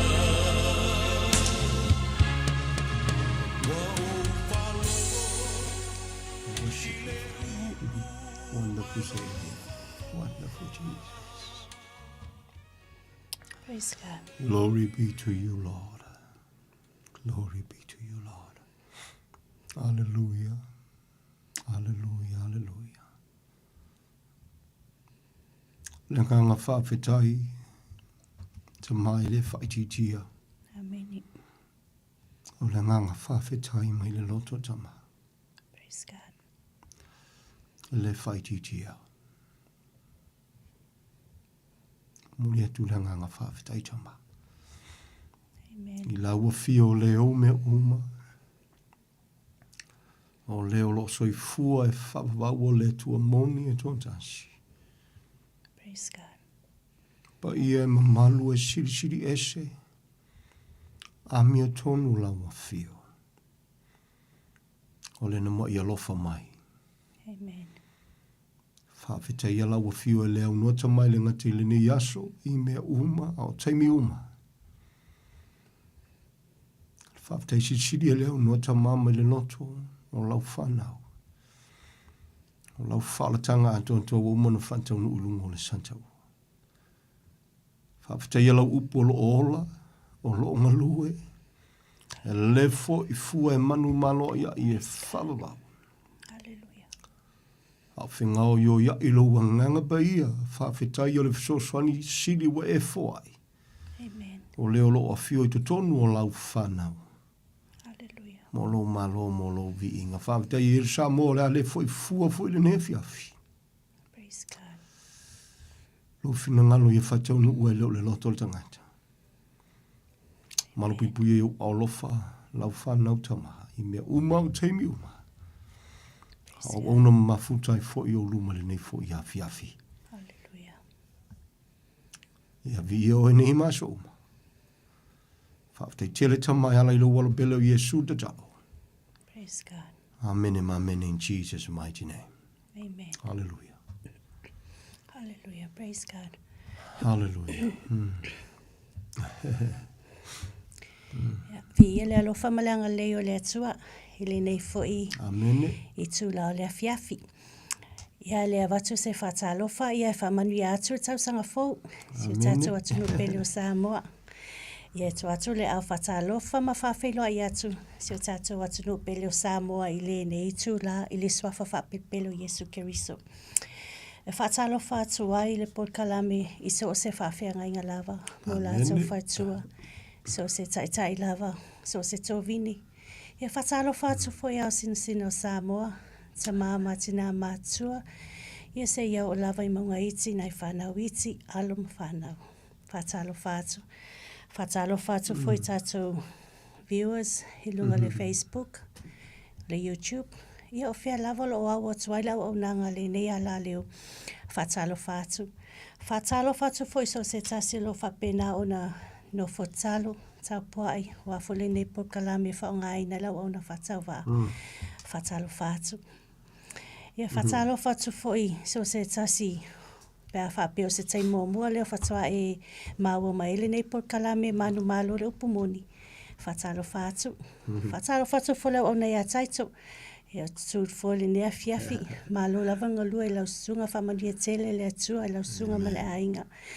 Ia o te whatalo whātu foi le au sole nea fiafi, sunga whawhela I mwhatua. Amen. Australia, Samoa, ia whape New Zealand nei. Amen. Malo lava le au nei le atua. Malo le no whotalo. Malo le alolo whai le atua. Vi ia ta mai le au noa. Ia lasi se whatalo whai le nea fiafi. Ia o se au pele nei o. Na o se au na whatau waa lava whaonga ina le atua. E mamoli le upumoni mai le fionga pa ia le atua. Mo si o tātou atunu. Ia o ngā mo o tau o loo sila mai, ia mo loo whafonga mai. Ia o ngā fōi maua. Vi ia ta mai, ia whamanu e tele le atua e lau sunga. A wawhal upu fōrfo ta male nia fiafi tai tonu lava I le whamalo si le ngang pa ia sosoani lau sunga. Wawhale upu mai la fionga pa ia le atua. Praise the Lord. Whapwitai tele lava vi ia lava le alofa ma le anga leo le atua. Amen. Ia whamanu e tele le atua lau whafonga anga Samoa le nea fiafi. Vi ia le ali. Praise God. Amen. Yeah, praise the Lord, praise the Lord, praise the Lord. Ia le lofa ma le anga leo le tua le nifo ia fiafi. Ia na ua whaafilo ia tu mwhantalo whantu ia e Samoa I whaafetai ia fo I le tua. Ia ona o lana pule whaasoa soa le tau sei fua molo tanto wola. Tanto o dia mai e fo I le nei aso. Mata mo fie. Ia le ri, aso li. Ia mwani. Lua o, lua lima. Whaafilo I mwhantalo whantu. Ia isio tanto watunu pele I ona vai ngai sese. Praise the Lord. Ia manuia li kausang fo. I le ngangana, whaale soifuanga nei, manuia, ne tau sang fōu. Ia le ri, maa lola wale onsai, maa lola wha maa lolosi. Ia le ri, ta lofa mai tia. Praise God. Au nā mal wha maulalo, Amen. E sua malia kele. E re whaingo fia e sua malia le ola. Mō le tua, e ala I lana whaola tanga. A toa ia po lalo fo I le lofa tunua. O lo tanto o lai ria le ri ang le le tua ia to Samoa ne ia fiafi. Praise the Lord. Ia e fua ngu mele fua le ile anko e ke viwai I le soifuanga ma le olanga le nei. Ia tanto te whawhitaia of course. Ia e mwhaina whapea le whamtalanga ia whawhitai ua mai atu fo le la tausanga I savaringa umi. Auria mai fo le ni tausanga fo ilo nā lofa. Ia am fai funi tātou viu pei fo na whaamtala le tuspa ia, whaamalosi te ngatau le tua. Na apostolo filfilia whi mai a, o aso ma tausanga ua le toi au ngā. Ma fua I sea, o na viu lola I ele si aso e siria kung kaua. A la fol fina ngalo le tua, uria fol kausanga lua o luongo. Ia, e aloa ia whapenga, ai au e ile aso e siria tun tau o lo whaamalosi e te ngatau le tua whamai le kalesia, ia e ile aso e siria tun tau o le aso o le rii. Ia, po le aso e fia mai Yesu e si tiala ne kalesia. Ta pena te ngatau le tua. Alleluia. Ia ai e iei malesi aso e siria kufu inga makaukia. O le toa sa o le tua. E le mawhai ala o na le tau alangaina fe au nei. Ia leli, so se taimi o le tuwaso e tau alangaina mawa wina ai until e o le whatanuina o pulkalame le tua e fia mai ai e suke riso e si tiala nei kalesia. Wha ngā solo pulkalame al whainga malola mangu fe ai se i o aina apa mai le tua mwhai ume uma.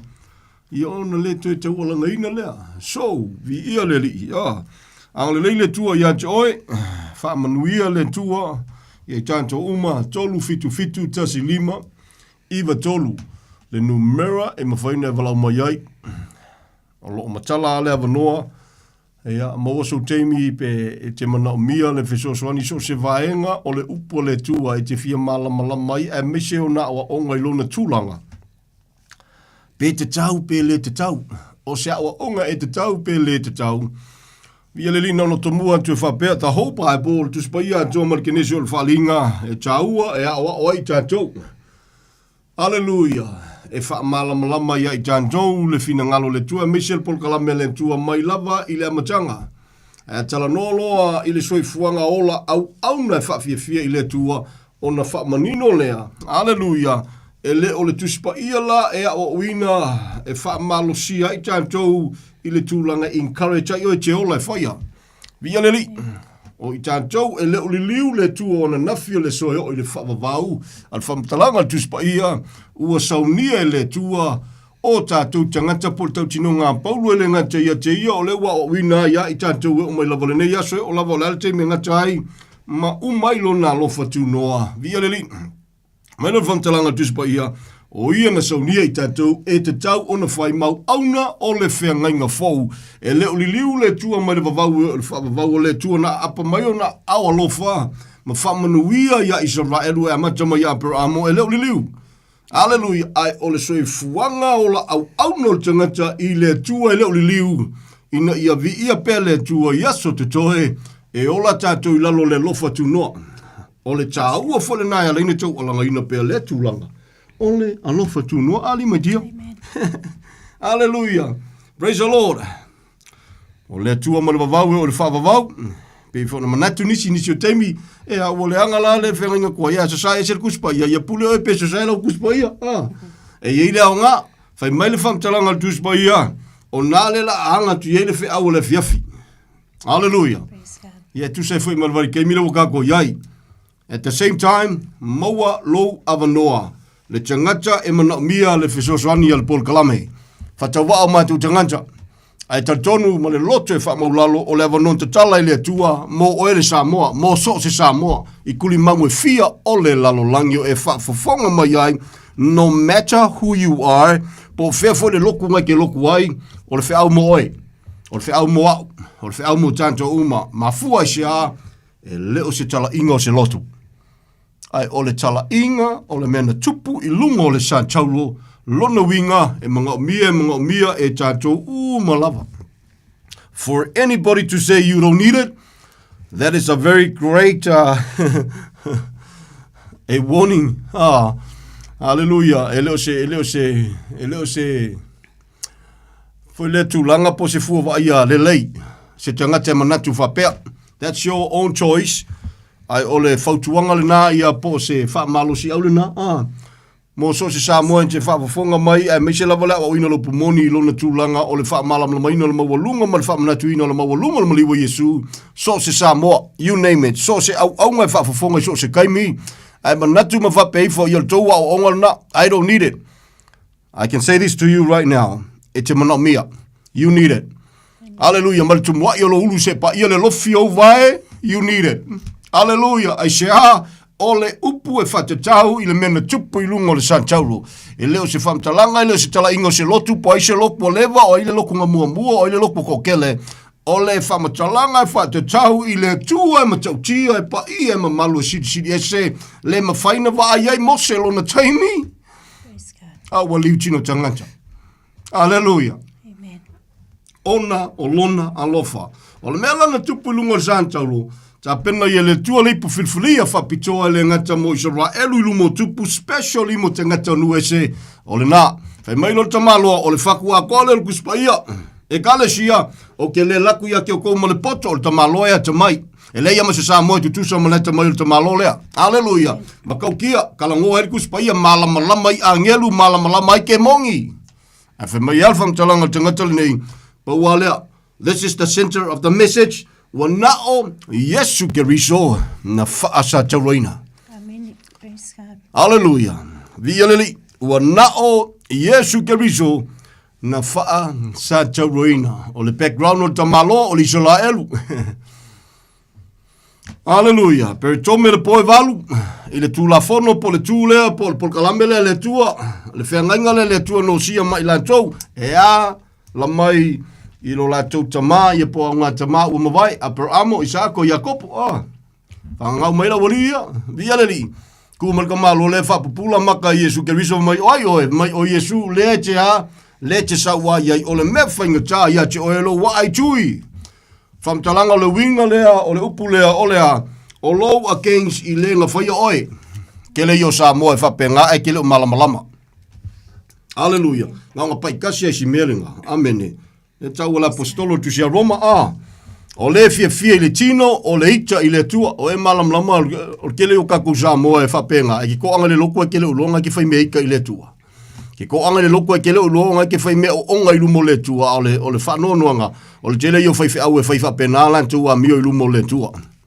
Hallelujah. It's sad to say, but you have to, you need to hear it.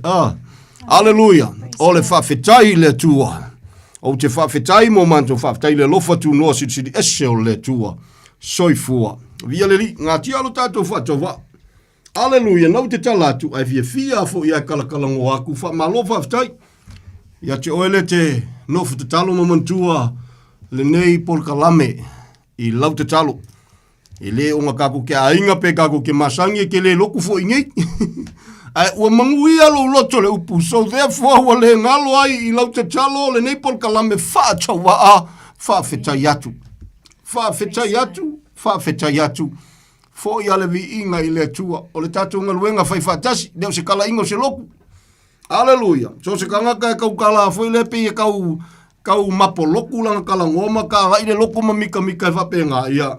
O le fua waianga ele walu iluma. O le fua waianga ele iola Iesu na maliu le olanga. Hallelujah. No matter who you are. O fua waianga. Al whawhetai le tuelo na lofa.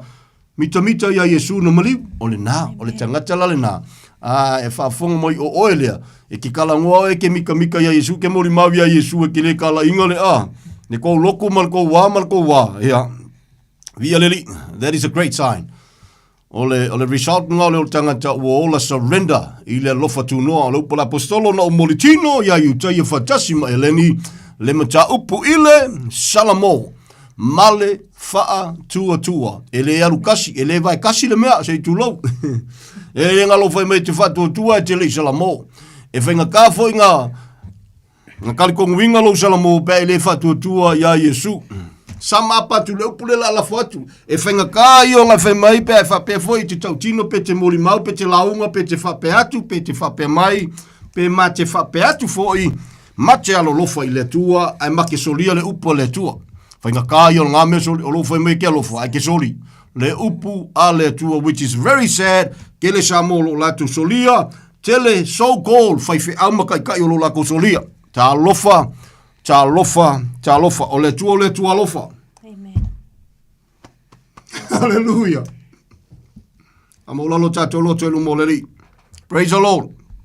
Very sad to say, very sad to see. Ia ai whawhetai le tua elu na lofa. O longa lue ai pea. Hallelujah.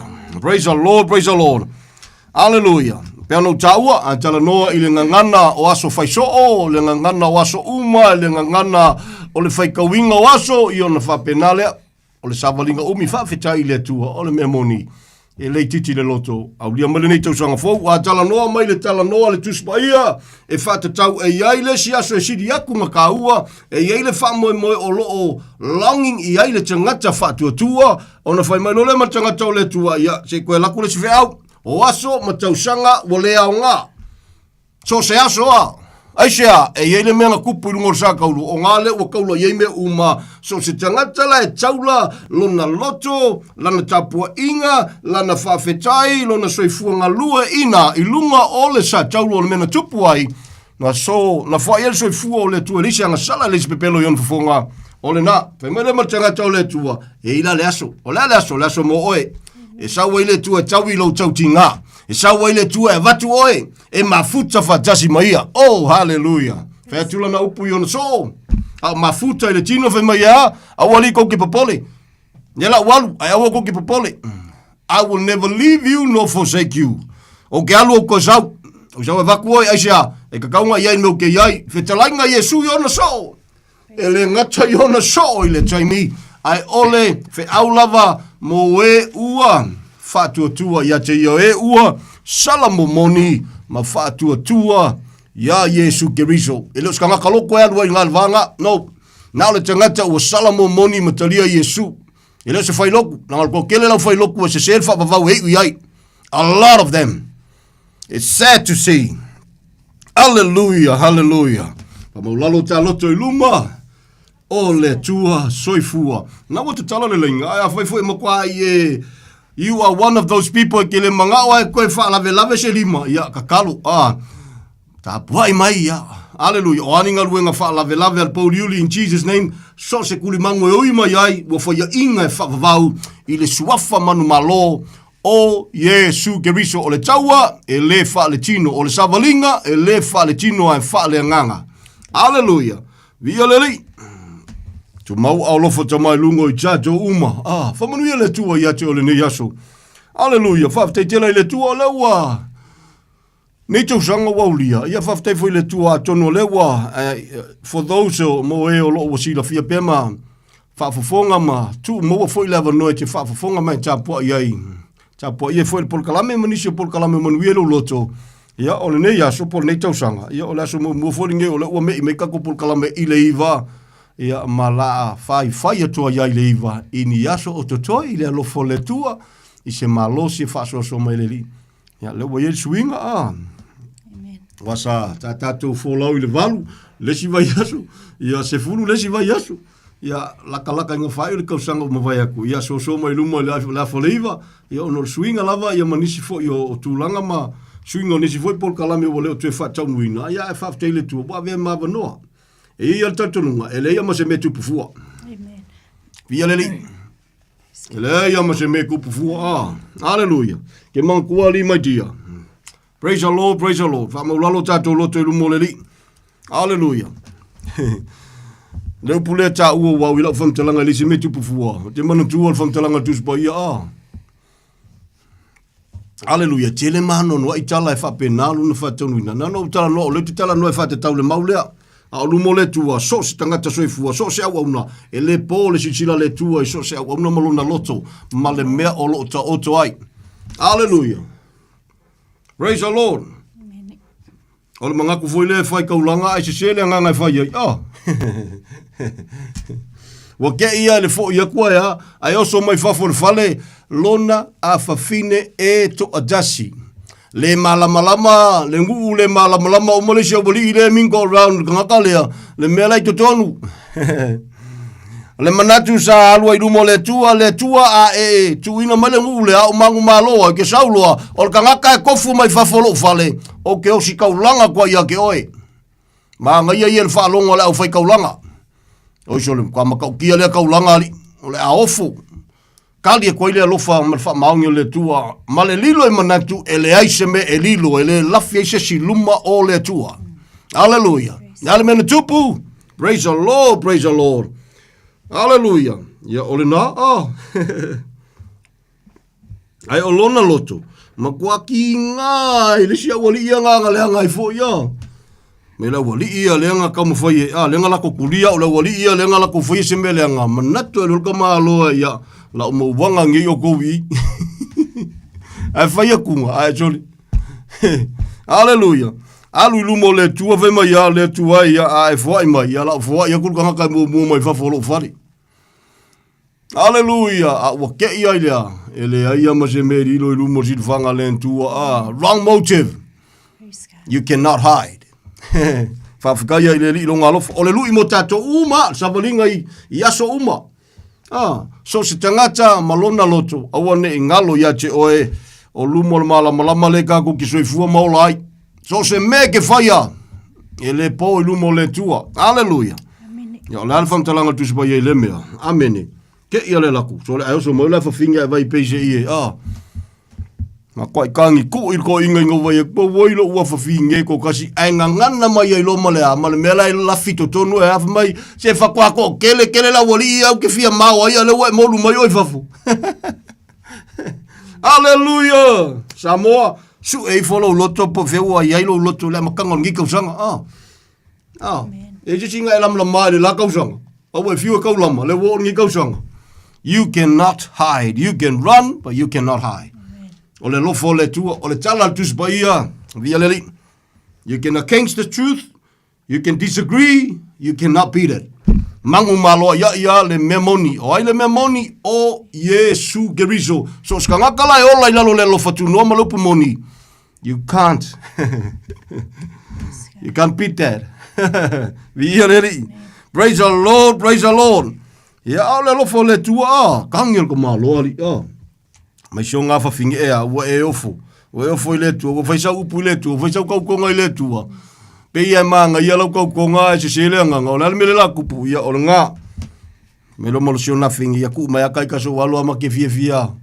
Haka si mai akau o kengi lango kai kakakile ilo se kangi. Hallelujah. Ole fai ke kenga fo ile ole tu langa li langa luka ko li merkau sang fo li mai dia.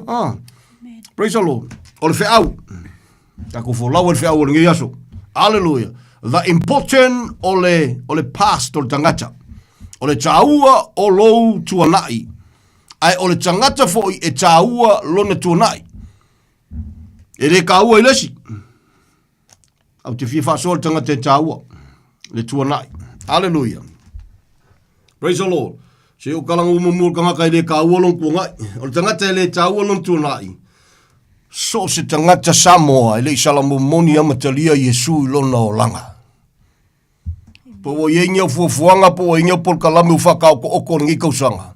A faya tele italiana Yesu, a faya tele salamu moni matalia Yesu le na maliwi lo o langa. O le fe au mo oele ne afi mani aso totoe. Amen. Hallelujah. Your past will always, hallelujah. E ke mawhaki ai, e ke polonga ai, o lo e koi lalo ai lava. O lo wha lave lo soifua tau mawhai. Pe ke whai mai oe ke midi o ngea, pe ke whai mai oe kolu au whailonga doctors and whatever. Your past, a whai tele salamo moni matalia Yesu Keriso. Ya. Whaingatā ia, whaingatā na vea le pastor oe mawhamonianga, ia te oe. I lo sa valinga po le anga iluma. Ko lapu. Hallelujah. So se tangata soifua so se Samoa le salamo moni matalia Yesu lo langa. Ia ngangi fuanga ngangi pol kalame fa ka oko foi le ia ole mele. This is what I'm gonna do. This is my call. This is my plan for this time and for this year. Ai fai ngai fai outside ole lofa tu no e te le salamo moni matalia Yesu lo langa. O keika. Can I say this to you? Hallelujah. Talofa. Mai maulo tau tinga. Hallelujah. Tau tino i tangata o le tua. Au noa mai ova i le fausia o le fale a. E ku o le fale. Ai leo iai le tua, leo vi iai le tua. Ngai vi ia oi. A o lona whainga tala. Ai le salamo ai. E se foi la le wha vau e iai. Hallelujah. Praise the Lord. So o le whamtalanga, o le whaasoa, o le talo sanga, o le whamalosi, o le whautuanga, o le warning. Mo tātou. Hallelujah. O Yesu o le tari. E lei mali fua Yesu Keriso. Samoa. Hallelujah. Lo watu no bele. Hallelujah. A oi lai manuia. A oi lai ka ua longa soi fua. Ananafi. Lona tuanai. O ai kongulal ka ngaka ka ua iri. Alo mga kuali. Awauna. Hallelujah. Ia lo mga ke waku mapa ia ku kanga kalisi kanga ko ko lua al tangata la le la vai yo tu ia e tal no tu ma fa la utele le ne fiafi o ele tangata o salamo moni ma fa tu ia Yesu Keriso o ele tangata o already surrender ile tu lo langa ka ko ke fika ia ma fita ma fa ngata. Praise God. Hallelujah. O le ngangana faiso o le ngangana o kausanga uma lo ke kalango o Samoa fa longo yo kalinga e lua. Ia la ku kausanga ia maonga le anga la fo ingu le ainga. O lale me fa ingu le ainga i lo langa fa le kong. O lale me fa kausanga ma vai lo fa le kong la ye. Nei ma se me o ngai lo langa. Nothing at all. O le ngangana na Samoa la fo ingu le ainga. O lale me fa ingu le ainga i lo langa. Nothing. O le ngangana ua masani e yaso uma. Whakuali kwa suia ina ua e whamaulalo matalia Yesu na maliu mo oe. Then, whakua Yesu sa valinga fau, se suinga fau o lo o langa. Whatua o ngā lea, o lea, o lo past. Ai se alme alinga o ngā lo past. Whamtalanga tuspa ia, ai sea, e ele kaimi, even though o oe, pe a whai o oe lea, o stangata o salamo monim talia Yesu lo o langa. Ire whapea kako whaola inga longa, kako sa o loa lea. Hiki mi kako kisasi, awa kako ki le fia mamai, le fwoi ki whafafonga mai. E kau kingo kwa mal wha maulalo, le se fia mamai, le tūlanga. E ke mi kako kisasi ai. E ke mi kako ki le makaalaia. E ke mi ki le palau wale i wha Samoa, i wha palangi, i wha sainga. E ke mi wha pengai lo langa nei. O lea kako ki le kingo. Vi ele li. Ai ole mea ua mauti noa, so se tangata ua salamo monim whatua tua ia Yesu Keriso. E tupu pea lo nau i le tua, e tupu pea lo walofa i le tua, e tupu pea lo wola i nau whawhia fia i le tua. A le pau le fua o le saito i le ele mapalai, e ku mau ale me kasi sui al kausanga. E makuale ia se sui ngolo wolanga, ngā singa mai, ngā singa kamai whawholinga. Ala lava ku mau ale me kasi, e leo se upo sese lupo Yesu, a le pau le fua o le saito i le ele mapalai, e ku mau a longa whainga ka. E le nga o lalo e kumau, la e kumau fui malawari e piko i luma. E le au au uma, ai o lko kele, ngal kasui o skaili foi the same thing. Le loko lai le o e le o manu maloina lava. Me o lo polonga ai, ma mawhakia ai. Samoa lo watunu bele. O le mena tupu lungo le Santauru. Wha manatu le nei afi afi. O le tali le na. O se wha le tonu o na nafi. O se whale tonu o le nei aso. O se whale tonu fo e tupu tai au e te le mamlama. I o le tari, o Yesu Keriso malona maliu. Surrender ia i ngalo loto. Whamaulalo i nama, ola i lalo lo na lofa tunua. Let him take over it. Hallelujah. Ngau ngā e surrender i ngā whai meilo malka malo, paulo, so le aka. Makau kia la lesi mere la, koe wha mamlama. Ua tau a mio tonu ina fua ina oe. Ona o lona lofa. Wala. Wow. Woo! Hallelujah. E ngai o foi kangaka i lo wolanga ngisi o kaimi. E le o fonga oe ai onga o le ngalua o le tua o e surrender ai. Le o ngalua i tutonu i ate o le tua ngalua mai tutonu e le ngalua mai fafu. E le mua mai fafu. Pamtalanga tuspa ia. E mawhainga ngalua mai fafu ngalua mai so se mea. Ai o le tala tuspa ia ngalua le tua le tangata e ngalua mai tutonu e sui mai kokongu. E le sui a fafu. E fiwa fafu e wha ila. Keu wange i. Ai ale surrender ale loto i le tua. Aku wheleo la kausanga. Ia, sauwharingi kausanga. Ia, o le mea kasi, ngā lo whaki ngā ulu ama. Whafolinga ma, Whiau mo Samoa wau. Ia leri. E tau alanga pea le upu o le lofa tu noa. Praise the Lord. A le pau le fua o le saito i le ele mapalai. Tu mau ale me tasi. Hallelujah. Alas from talanga tuspa ia. A whemelu po Yesu ai apala loa. Hallelujah. Amen. Apala loa. E muri ange sui. Aulia kau sanga fau le lua ono pe aulia. Ua makua makau kia suinga. O lo wolanga aisia. Ina ua e amana ia Yesu na maliu. Ai le amana ia. E uma foile nge kau sanga. Ia o le uputu sa o sei tu lau. Pe a whaila vai le salamo le na tangata. Ta lofa. E kere lava kia ko sala ya ngai mai. Amen. Upunga sa mo ali mai tia. Ya la foi ngu le ainga, yo la me ngu le ainga e failo wolanga le kele o salamo ai. Nothing. O la me fer ka sanglo mo vai aku lo wolanga le kele o salamo ya o menga fai. Nothing. Lo fa kala le lo fa pala nothing. Au fea. O fea le tali. O le surrender la vole loto. I le tafue o le sa tauro o Keriso. O ia la na. E po Yesu, amai ala ua venga. Fa me lo po Yesu mai ko vai ko ma ko ai nga pelu ai la ua venga. Uma fo nga kausanga ko nga pelua. Ai malo mai ngai pe ya o le Angam ko nga pelua ai se afa me ale po Yesu o le fai ale anga sala o le polonga le o le anga sala. I sasi fam talanga so se me o le ke polonga i Samoa fesiri oe su e ange. Sila oe. Awa ke ai foi liskanga ka. O ingi mo e polonga ai le la kausanga. Ne po Yesu, o le whaia le angasala o le polonga le o le angasala. I seswam talanga, o le kangaka o ngai polonga, e lalanga polonga o le angasala.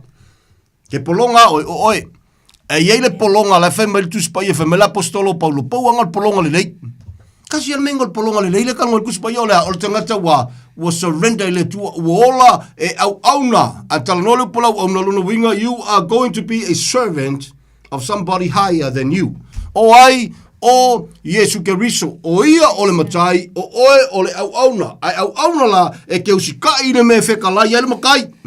Amen. Amen, ai le pule oi. Hallelujah, hallelujah. Praise the Lord, praise the Lord. Vamanuia le tua ia tole ne fia. Ma loa, o kau mafa le whea wala sa mo mua kausanga. O te taritonu, e mga o mia sa mo, ma kau kia le, ka whewhea wha le longa le iei sa mo, whainga loku sei tu lou, o e te ika, aia ika, pule oe, e lengu ngu el pol kalame, tau alanga ina le lofa tu noa o le tua, e lua mea tā ua o lo a vea ma malo si anga tau alanga I pele whe au sa moa. Firstly, o le toto Yesua tau ngata, o le maliwa Yesu. Lua, o le ko sala ya ngai mai, e ki le lava kia. Ki le lava kia. E ki fia ula vale. A whea oskanga ki ula vale sa moa. Le la ulu ia te oi. Tolo pulo pe e salamong taria Yesu. Ala. Ka ko alo pulo pe e whai mai o el kanga ki ula vale sa moa. A o el tanga ka usalventa ya Yesu. Oh, beautiful. Nangol kau ele whare kingo, le ula vale whare kingo le ngā, e mai maule keime le, ngā le ka e o le maka le se me mauai. Pe uma foi loka i o le se me mauai, mai mau ele keime mai maule malosi, a le koa mongia, o le kangaka e a whaiaku le tuwahe, ma mole whamangalo lo te ngata, umaku le la kausanga ua ka fiu e whai e sa oa, e le ma ila le lalolangi a ka ika. Amen. Lo uola le nei. Whamau lalo atu lo ta loto ta maa le tuwahe, lo uola le nei. Mangalo lo tangata fata wa amalang sala. O foi natu lo uola e talia lo walo pele ave mali ma faola lo uolanga. Fa tua ya te o Yesu. Ne maliu moa. Amen. Kasi maa ngaya. O le leo nga, o le leo kangaka koa. O le leo konga ngal mengo o le koa. Al kelo mau leo ya Yesu ya. E laku pasi mal kamai moa ai. Ia pole moa ele fa ngafo ya. Makau kia, Samoa lo watu nu pele, hallelujah. Praise God.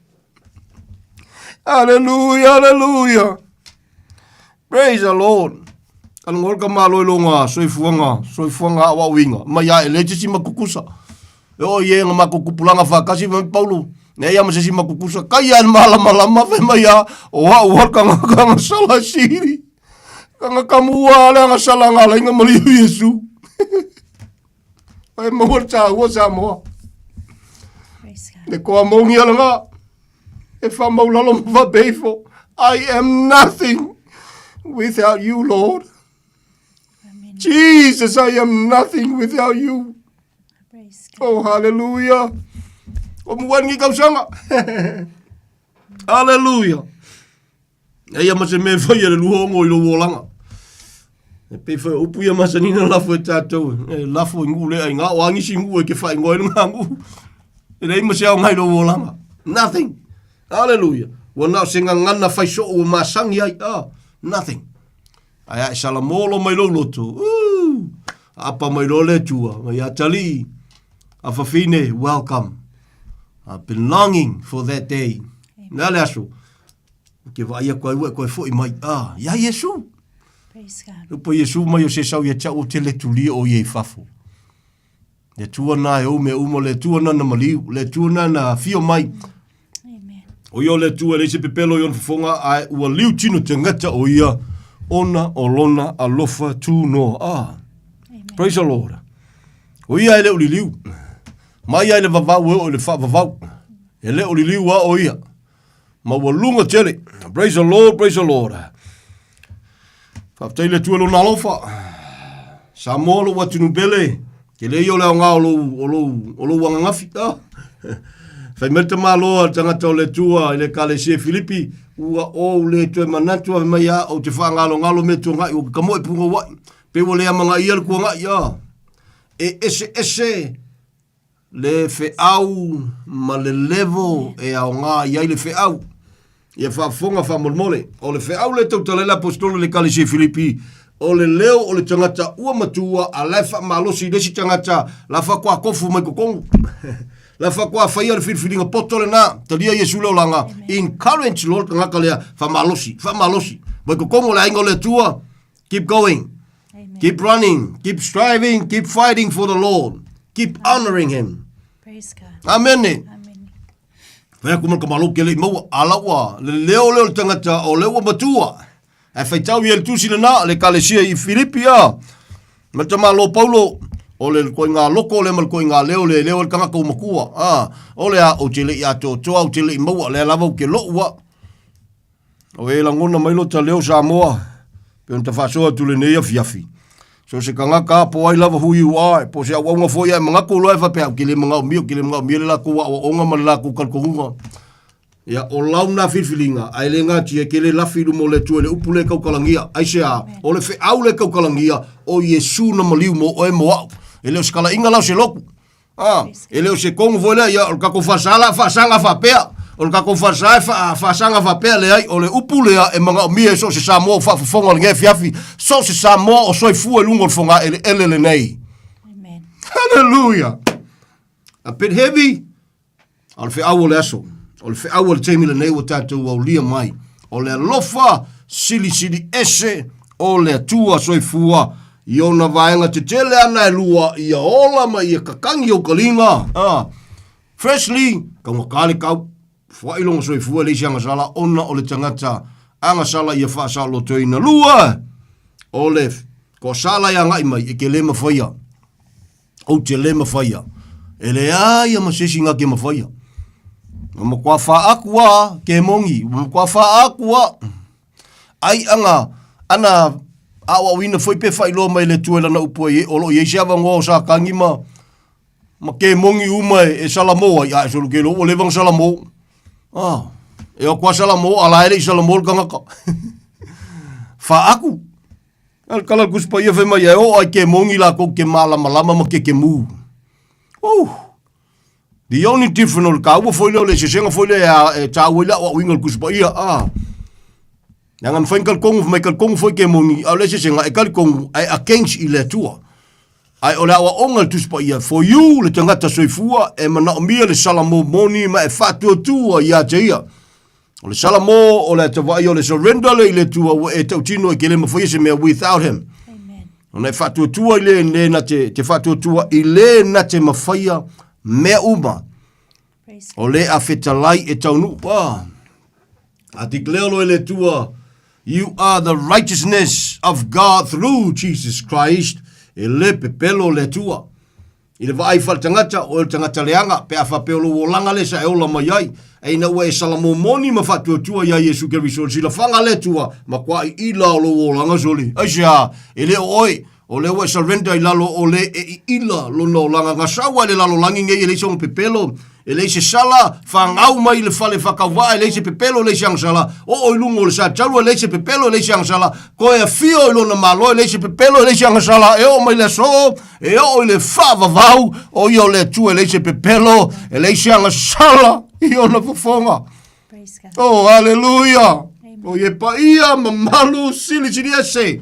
Whai mai lea wali inga kulia ko le au, Nau fai loku nga ka mise o fai aku ia se o ko ia ai o ko mai mai sole ia ele me ma ko ki fai lo aku ia ki ko ri ko inga sole ele lori ma ko ki le fa longo ka kala fa pesca nga e re nga ka sa e fa sino ma fa tau nu lona lo fa ai akala ngoa he speak with the authority Amen.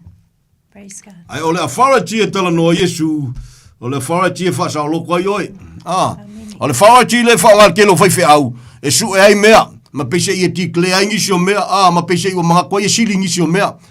Ma peise i a kalango e pe o oea o le perfeka e kala kuloa i a whaikeke a langa o le perfeka. Really? We are nothing without the Lord. Amen. Hallelujah. Whiolol fuinga i la koe e si i ngā mawali mai dia. Ne e tā ua tusi le perfeta. Isa. Hallelujah. Amosa? Kama ngā whema ia. Ke le mwhainga whai se mea pēa le whai lo lupa le tua ngā whai a isa lai lue whakakau i perfeka ia uska kai le tua i le kaimi. Mai o ke le mwhainga whai se mea au ngomar whai lo i perfeka. Fia ke le lai si au fia perfeka ia ia. Mai, you know what the Bible said? Ele reveal le tua se mea se longa whai lo mai. Really? Ka olo mar namal kuspa ia sole. Via le li whamanuia le tua ia te ole ne fiafi o Yesu le tali o mea uma. Maliu Yesu o no lona lofa. Le au ngā o lou o langa le tua ngā ngafi. O le whiaunga o le so, the important of your past. Le tangata ua salamomoni ma whatuatua ia Yesu Keriso ke lei o le au ngā. O le au ngā. Hallelujah. Praise the Lord.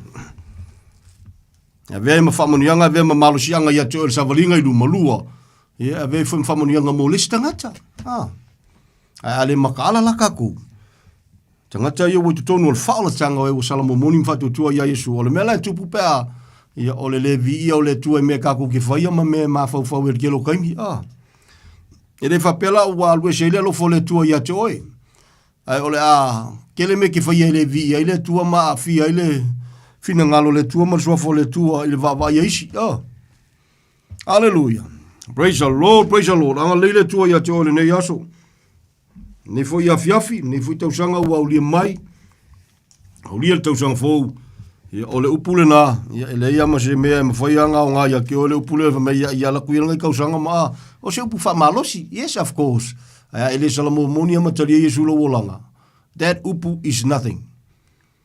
O le lafo ingu ule ai ngā ma whele ngu, ma whele ngu, it's nothing. Pe a ele salamomonia ma wha atua tua ia Yesu Keriso. E ke salamolo mwa kukua ia te ia Samoa, o le anga lue o ia i lo loto, e suia lo tangata, o le atupu mai lo loto sesi, loto fau e te le i malam lama ai, le kangaka makau kia, le kamaloa le poko le solomonga whema ia, so le wafir kamaloa, i longa kamai, kamoe kamaloa whai mai, whai anga kuskusinga mai sole, ele ia ma se mea fau, ngā le ola mea whaka kalioki, ke loa le makau kia le mea whakusa ie, ele fwoi kangaka poko, i loa kaimia i le kangaka mai, o tātua tangata setu lo, kukusa mamangu, al kalanga ba, al poto Solomon, awe kei ka al poko Solomon, ngā hewa mkalalo punga mai, ole tangata, e tutusa ma le manu setu lo, na, soi fua whakalkarioki, ne mea ngata ilo na fwoi sila fia, ai ina ua o mai le alofo le tua, e la ve inga whapupula makal kamaleo paulo whai mai a waka, e iai le mea ingo o le new creation a le tua. Oh, hallelujah. There is. E iai le mea ingo o le new creation a le tua. O le tangata, ua salamomoni, ma whatua tua ia te ia. O sewa ia Keriso, o le tangata fau ia, ua mawai leo langa tuai. Fauta. Whawhawina mea uma. O le nā upu o le upu e whamalosi a tātou. Walanga e tala noi le upu. Lona winga. Waka kawalanga fau. Ngā ke mea ngai salamo mai e mkari Yesu fau lo i ila whasolo a koa. Which is e le ukupu. O le lava kako ke le kingo. E o ia paulo ni tautino. Ai o le upu o lo tautino. Le tangata o le tua. O le whamtalanga o le nā upu. You are not going to be the same person anymore. Like you used to. Ia whapena fau taita. Ina walofangia ele tuolo langa. Oh, beautiful. Wakokongo mai sesi moe fau. Ai ole moe fau e ola e whawhiawhia i le tua. E ola mo le malo o le tua. E ui ai se whakawaa. E ui se vai kau mawhai. E ua ola ma le mauti noa. I lalo le alofa tu noa i le pulenga ua i e fua ai. I le saolotonga e whamaoni. I le alofa, sidi ese o le tua, i lona filemu, i le oli o lona nganga pa ia, e ola ai, ali mai dia. Amen. Seki. Praise God. Ia le ina koe umiari ngia fiafi. Beautiful. Taua o le anga ngafi. I le tangata o salamomoni matalia Yesu, a kirenga e malosi. Amen. Whangai kako ola whakawa e le rie. Hallelujah. Ele ngatelea. Ia e kipa e fwoi kako keep us humble. Nanga ele mwhainga alu kako le upulanga. Tala tuspa ia. Amen. Hallelujah. Mamulko nito na lima. Ia onol teimi. Hefe mele talanga la apostolo. Sole e kalesia. Ia si mai loe paulo le. Na whaia foi na mea, ma whailonga mo I tātou, ina ne I tātou tu ina nau atu I mea leanga, pei ona tu ina nau o I lātou. Hallelujah. Awa foi tau te ifo I tupua pei o isi o I lātou. Pei ona tu sia na nonofo le nu I lalo, ma ai mainu ona lātou tutu lea I lunga e sisiva. Alu la kwa ngā mesu I fuanga o Samoa, fie e siva I mea leo langa neima, whale lalo langi nei e mai maua e wangia I a kalofa, o se oni le iunga pe ale salamo. Au la foi, na mariu foi Yesu mo lau sisiva ia, na mariu Yesu mo kangaka uma, le au sisiva, le au pingo, le au TAP, you name it, so skangaka. Na mariu Yesu mo tātou uma lava. O le respond na tātou e whatatau le mariwa Yesu, o ngala e fua i eile I unga lo se fua, e lua whavavau o lo whatali mai. O le manuia I le ola e whavavau with the Lord, ia po le ola e whavavau po le ngofuanga I le paafi e whavavau. Ia e ke le fio o iai e le I whaia fo I mō kākou, e pangalea, a lea mana ia le maliu o Yesu Keriso, ia ua na whainga tālea. E upo tuspa ia, a whai ole oti lei ungo tangata na solia tu la fono na watu ya Mose, mori mawina tō lua po tō tōlu, whai maimala upo tangata o le tua, e siri atu le mamafa, o le sala e tau salaina tangata ua soli lalo le tua, tau le pa iaina, le toto na malingi, upu whai le nganga o le lofa tu noa. It's all about Jesus. Amen. Praise God. E leo le mele pe pese ko gele o le kausi sapaki ma le kausi se furuai ma le a le ai ka ko kusbaia e siria kule mamafa o le a le wasoli le alo le tua tau le pa iaina le toto na malingi kalangol maliwa Yesu upu fai le nganga o le lofa le nganga pa iana fai mele po Yesu au le alu e le sau o ia e asau e tupu mai a te ia le memoni na te a o to I memoni uma. Ia ai, oni ai ko anga isi kakalo ma anga pongi ala lava ka waso. Mo pepelo e le tu na upo le tu ia o le sa ina te mo no. Maria o tato loto se tu lo e le pepelo le tu aya. Ko sida polan me ngai kup. Po salamo monita tom talia Yesu. Ia pele ai ia. Po ngai ki fi salamo. Pe fo pe pesiongi. O te fi salamo. Ia fi salamo. Como levan com a vez nga upo nga pesi. O kakau salamo. Ia afi salamo ngi ke ua e moia kunga ngi ele ko sau kai awa ke le salamo. Ele ma foi e upu ma fanga so se foi au foi lo maliu. O ngala ve inga oi. Amen. Pe a foi te maliu. E te Italia Yesu lo wolanga. I am very very sorry. Ele se upo titi tala tu spaia. Ai polealo fatau va amaso fatau va amaso tatu fatau va. Al te me te langona ai le loto le nati salamo e matalia Yesu lo wolanga. Oh. Beautiful. A whai o le vaia kangaka o el kangaka leanga. Ai alo koe kaimea e salamom kalia Yesu waka. Vi ia le li. Paki le langi. Kalangal kuspaia. Oli. Le langi. Oli. Au aunga. Oli angelu. I le tangata to tasi. Ai salamo. Vi ia le li whamanu ia le tua ia te o sa mo ne fiafi. Ang le tua ia te oe. E ira ngā ole. O nanafi. Hallelujah. Si fa uma ko al fai ko wingo si mele ke un halo fa mole via le me foi po valu al mole ki al konitam tam se fu valu a foi ta to te fai taanga al me mbua mai a au ka go ke a I foi kupua longa lua a foi ta to te fai taanga pe ona fai taanga o isio I la to ma fano ai I le aso ta si e fia kasi le aso ai a lua se fulu o afe ma afe to kasi le aso wa yo le sasa le tu mo kanga kai fai ka anga Se foi ka woku le la uma, alo long sai. Iva, aua foi tau te wha ono I le li, pe ona wha ono isi o I lantou, ma whano ai I le ngata. Hallelujah. O mea ia kalonga I Paulo, o mea kukupu ia Israelu, o le wingon whamtalanga, se whafonga mantutoa, ne e whapengi so teimi. Actually, yo mea nga woleva, kausanga umawai wa umakwa, umakakileo koe mawhawhawai, maria lo loto. A ele salamo, monia lo loto ma, learn from it and move on, na imese mea whaale kongo kausanga lea, e ke koe whaale kongo e ke koe wheo lai fu kausanga ngi. Mangiaso ko koe. Se ivana ngawa e salamo monia I lumo lentua. E lava ma te tuele mana o le toto Yesu Keriso e whata ele, whamamae, whawhawina, whasoloto ai oe. From all those things. Ai a whaia kaku ki le salamo mongi makalia Yesu. E ki koe wheo lai fwoi, mai wheo lai fwoi. E re ma whaia kausanga suia. Alleluia. Si mai le mea lea. Ie e whapele tangata whapeso le mea lau o le kausanga la le au koe mai runga. Ia o le kausanga lea, o le mea le kusi e Paulo le kale se konito. Kusi Paulo ia konito. A o le vanga. O ka ngaka lai kusi i le teimi lea. E le iaia ma sesio i latou. I le keiminga kupon mele le savalinga ai. Ai sala elu mai ai kupito i kanana. Au ngamo Samoa, au ngamo tino Keriso whafonga ne fiafi. Au ngamo tantou Ni e whape ia wa lewa ngā mea. Ele whaalawhia i lalo se. O se ko ngā whaiari. Ne ai mari o tātou loto. O tātou e surrender i le tua. Me whai ngā reinga. O whai le ua frui fwoi nge kausanga. Ai o ngisi fwoi o ka ngaka ngisi o au aunga fwoi. E ke vai e kua. Ia e whape ngā same thing Alleluia. E leo li liu le tua. Whamela mle si upulei. Whamei au wafoi tau te mui ka malalea. E whai si kau mafia kele o le manguia le mga o mia. E whai ngō le manguia le mga o mia ka maleo mui. Whai asi mafia i sa mōl mele. Ai whai metus pa ia. E ka le sia. Awa, that past, let it go. Learn from it, humble yourself and move on. Amen ne. Awa foi tau te mui. Pei ona mui o isio i la tau. Ma whanoai i lena te whasiotia.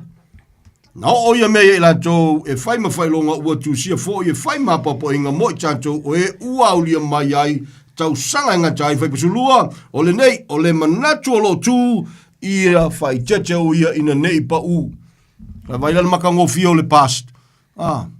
E ka ua e lui ka winga i ka kou o le past le la walia ai au ngamo ka kou aisia e le o li liu le tua a whainga wheo le penga le usika i ele isala elu ma whango i le kaimi so as us le tangata e lea mana ia le lofa tunoa le tua la maliwe isu e so se tasi sala momoni mataria le li malu pui ai aolofo le tua whamanuia le tua whaongai le tua whapenga fo i kangaka i lalo le lofa tunoa wa surrender moni le tua vi ia le li le o li liu o ia o na nafi o le so e o lava i le whaavavau manga i le mele whai ui o le maua o tau e se whaososonga e ese i lo tangata mea nga lui e kangaka lai pifo kako isfui kangaka au o whamaoni le tua o lena te le tu ina atu o tau i se whaososonga e sili i le mea ua o tau lavatia ai saunia fo i whaatasi ma le whaososonga se mea e sawai ina ia o tau lava o ono ele makau kia le lofo le tu i ona tangata a o fo i whakamoe o ingi fi kama whainka alau sa ungia le tua la wala la vea iai aisia o el tangata o surrender le tua al tangata le surrender ia nga le anti ala le mea nga le linda o ka ko ma fu sia o Yesu le kari amen only him and him alone ia nga fai o toi tu sina al falinga ne tu se falinga le kalesia mua le kalesia fitu na tonu tu se falinga Efeso fa melo po Yesu manatua le mena e pa uma iai ma salamo me ko fa sanga fa ia urua inga ruenga amen one ngalo le le urua ia lofa haleluya ale ai ia fa merkala kus pa yangi ke ola ku avesela na ku nga la me pa man menga ku wai o le tua lofa amen o le tua fo ile ulongia stangata Samoa tau le o nga ngafi por causa ngo vai akwa ungi ya luka ko kamanga va pe ya la uma kwanga ka usanga ya uma kwama le ai salamo le loko ka ko makalia Yesu on suia le ele ma fainga suia nga ka ko la nguku se tulo nga ka ko upu ele salamo moni ale loto ilu mo le tua salamo lo beautiful fa sila silanga taua wa yai le mefo wa tupu ile olanga o le tangata ele va pe kalia lo le ri va ya ko se la pasenge and it's a process it's an ongoing process enga lue le tua le tangata melo po Yesu a fo nga fua se fua e fia e ko se fuluisi e ongo se fuluisi e se la wisi va le manga ya ele va pela la i ka fo ko se fulu le se fulu ma le ongo se fulua ele se ko mo le olanga au na le tua ele se olanga fo le campea pe compete po i siri o i ke le se menga ye fo ai ma no ele ola fa pengal ka le tua e ola e faia me uma e vi ia ile tua fa mata ngata le tua fai o ne fiafi pe tu te ai pe tatu te feinu o le lava se me tatu te faia e mawalunga i se vi inga o le tua o fia ka wailo lo ka ngaka pe ka ko o le ama pe ka ko wa inga mal ko ngu yo la mal ko ngu fai o la mal ko wa inga fai nga maliu se inga nga maliu se ngu mos ka ngaka only Jesus. Amen. O na o Yesu na fasa toluina o le tali o tangata soi fua uma. Praise God. Lona fina ngalo ia wane whano se tasia. Yo tangata uma i le salamo e le whatuai mai le tuai mena whalawhalaina ia. Ai o le sai mai pe o ia o lona fina ngalo ia awane whano se tasia. Yo tangata uma le salamo o le maule ala apostolo o Petelu. Le lofa tu noa sili ese. Ma tangata o le tua le ipu whiwhiria Paulo o te le whalea o ngā ina le maliu o Yesu Keriso. Ana o mai la mi tonu ala tau single tu la fono se manu o maliu fua Yesu Keriso mita le tau pusa tau lo me valea i o le malaya ai o le mana o le tua i te ngata ua whaolaina. Oh, hallelujah. Whamanuia le tua i a te ole nei Yesu. Ka ua ngafi. E ka ua kangaka ua moi sala mo moni ma whatua tua i a Yesu. E vem mamalo si anga. E vem whamonianga monista ngata. Ai a whaikele i sala mo moni. Ia, e feo lai fo ila ka ko ngikau sanga feo i kai au feo so se kaimi pe ele sala momoni am talia Yesu. Hallelujah. Onga pe se ia lai ol kama fo nga valia. Ia nga makafi sal vali. Ali mai ia si al kanga so vai ke ia lo vai suri. Pa pe e kaka e lo fai le aso ri ma lo ale on sa ia. Mana tu ele tala ni si fai fia nga fai. Amen.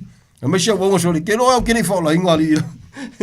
Soli, o lo mangaku waka ngaka kapua i kakalo loko makua, mwhewhisi pa iyo ka ngaka soli, soli ai ki wo whaalingo, o loku, soli oe kwa, soli, on mkua kere a soli o ka ngaka wha komi, soli kongo i kalesia, kau ki ngonga alvai, la le ka ua kule ngol vai whiau, wha manu ia le tua ia te oe, o te upole nei a fiafi, sa molo watu nupele, ele i mariu fua o ia, mariu o ia o no lona alofa ia te oe, luna lofa ia cha wolona fina ngalo ia woni fano se tasi rua meti tele ia nga mai o le vanga momua o le faula tanga a to o ta pena le tua o le nu e vatu ai so stangata so fu sala momoni mataria Yesu no langa le ua maliu le Yesu na maliu aleluia o le fa mo ola na mo le sanga no le kalesia pole o le ekalesia pole kristiano ia malesi makau kia la nga mai o le ko sa o le tua nga ka ku ki le mafaya ia o Yesu le tali o mea uma. Alofa te lea tu Samoa, whaaftai te lea mo le whaanoina o lo taimi,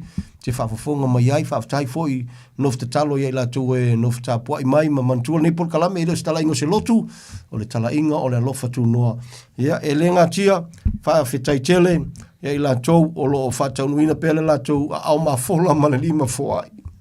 Ine nei foi, au o mnanga whaatawa, le ngā te seleni, ia ma meo lo tou lima foai, ala foi por kalame o lo whakaunguinga o lo o soifua le tua e mulmuli a whea te tala ma whawhitai atu ma whamanui atu o le tala tuspa ia e ke mingoi loa e mafua o le loko e ke o malia i le tua you are already blessed e whamanui le tua ia te o tusa malana upu a ave foi lau sunga whamanuianga foi tono o le team o le tono o le por kalame so se sa mua whafonga nia fiafi foi e ke o lo o ngalua tu le tua e lo loto e te fia so soani se tulanga whapea whaia mo le vi inga o le tua whaia mo le malo le tua, whaftai atu.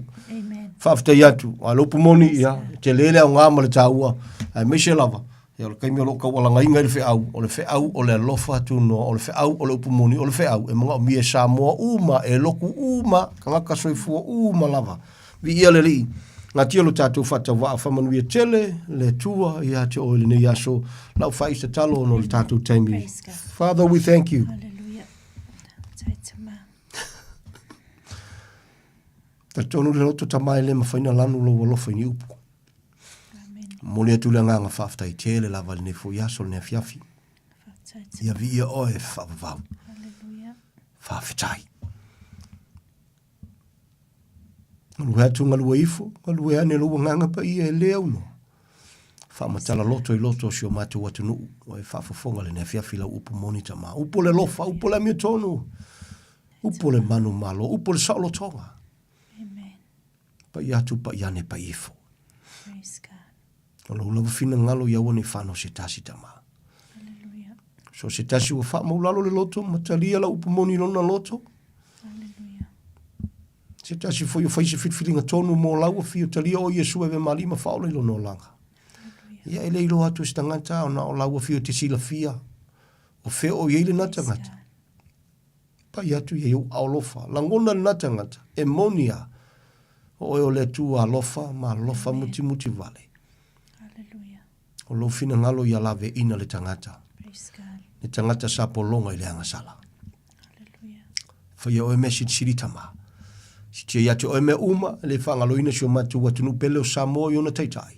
Praise God. Tapena ina lau whaala tanga wha mole mole mo ilanto. E misio awa no lau upu moni. Hawa wina ma tau alanga ina e leo noa. Samoa i ona tūlanga ese tama. I lava i e tino matutua o lava ialo ma whanau pele. Ta maa wha mole mole sio matu watunu pele. Whai o e message city.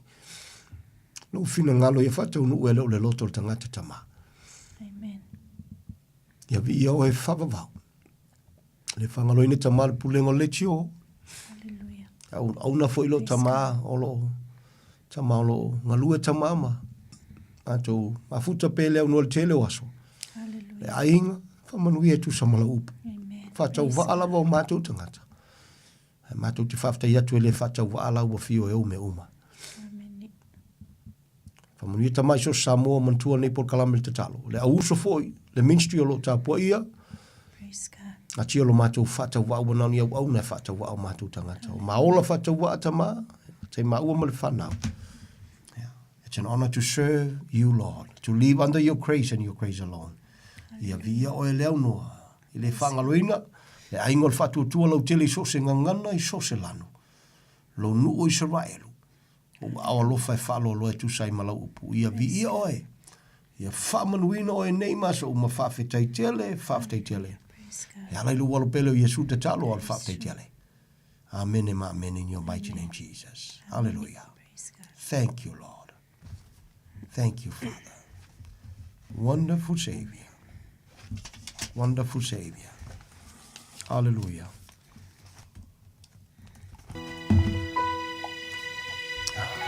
Praise the Lord. Praise the Lord.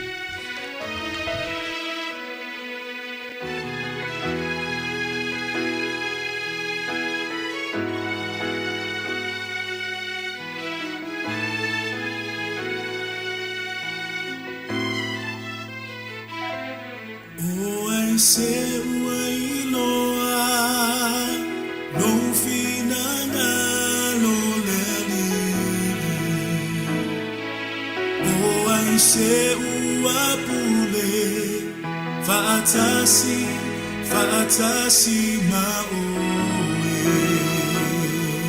na e foa imai na e faia mea uma o oio lei uma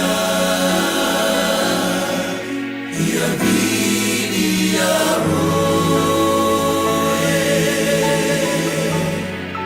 e fa babau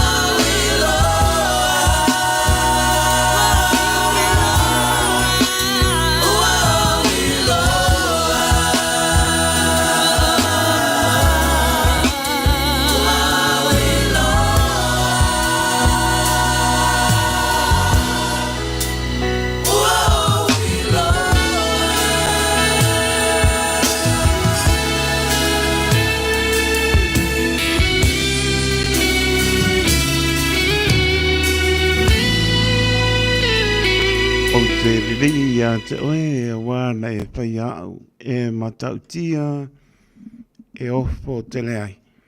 Se whakamani Assembly of God i ni sila whamai atu ai tātou programe manumalo leo pumoni te penei lai pastor titi salpea manuparatua i a Tania mori pamano manupaptai titi ma Tania penei na po nei programe manuia po i atu i lungo ala mi po i mano longa nei po to po i mai po programe na nai te mi lava nei pe o na paponga mano tātou tu nuu ia leo suia mai lo taimi o programe tātou te oai ile nei po tau sanga po leo tu maule mano leo pumoni le tu lai iwa i po sa tu mau po to i paolola leo lo ia lo fa le tu lai malu mo si fi mano tātou tu nuu ia tatunu ia manuia me o man patasi mano tātou tua sulema mrap mi tu te le tu lai solo tatunu tau runga mas tau tua le o ona pa tau wa mo tu pa mano ma pa tai mano le tunu pa pitai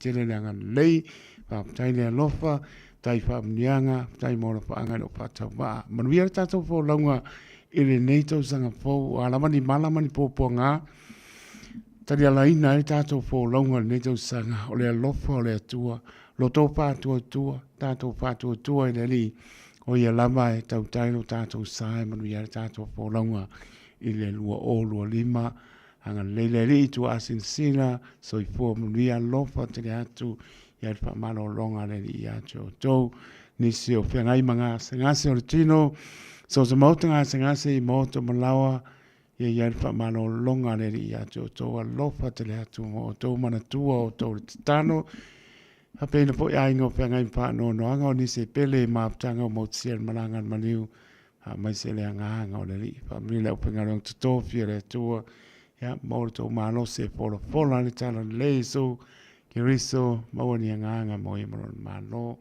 lo fa te la tu malo ta to no au che nani mo tu io tu no ma mao ba lo tu sai le li so ta to via mana tua si o ta to no sa mo la talo mana tua mai po la to tato tro ma mau lo tato no pia ai mana no fai ya tato tal sanga molia nei es pai vai asa ma se mau sa mora tu pele tu fai lava ina ya to liur sa ya pa pena lava upo pa nga tai fale poto tau tai sela na ya ma pa molano taito lo pa ma ngano mai o no pa tau ba ai manuia mano longa le nei po i a lofa o le ri maruti ai tātou mano longa le pong sa mawana so atai au poringa pe tātou ilo na lofa ma lo na hanga le lei manuia tātou po longa manuia po inga venga pai o le vaiaso pe au dile so atai au manuia po i alum whanau ale turu ua lofa atu mo tau tamaiti tama tele ia manatua tō maaptanga mo tō mātua tala noa iai i lau lava ngana pamlia le li manu le atino. Taiso sa loto le au na soifua ma ia manu ia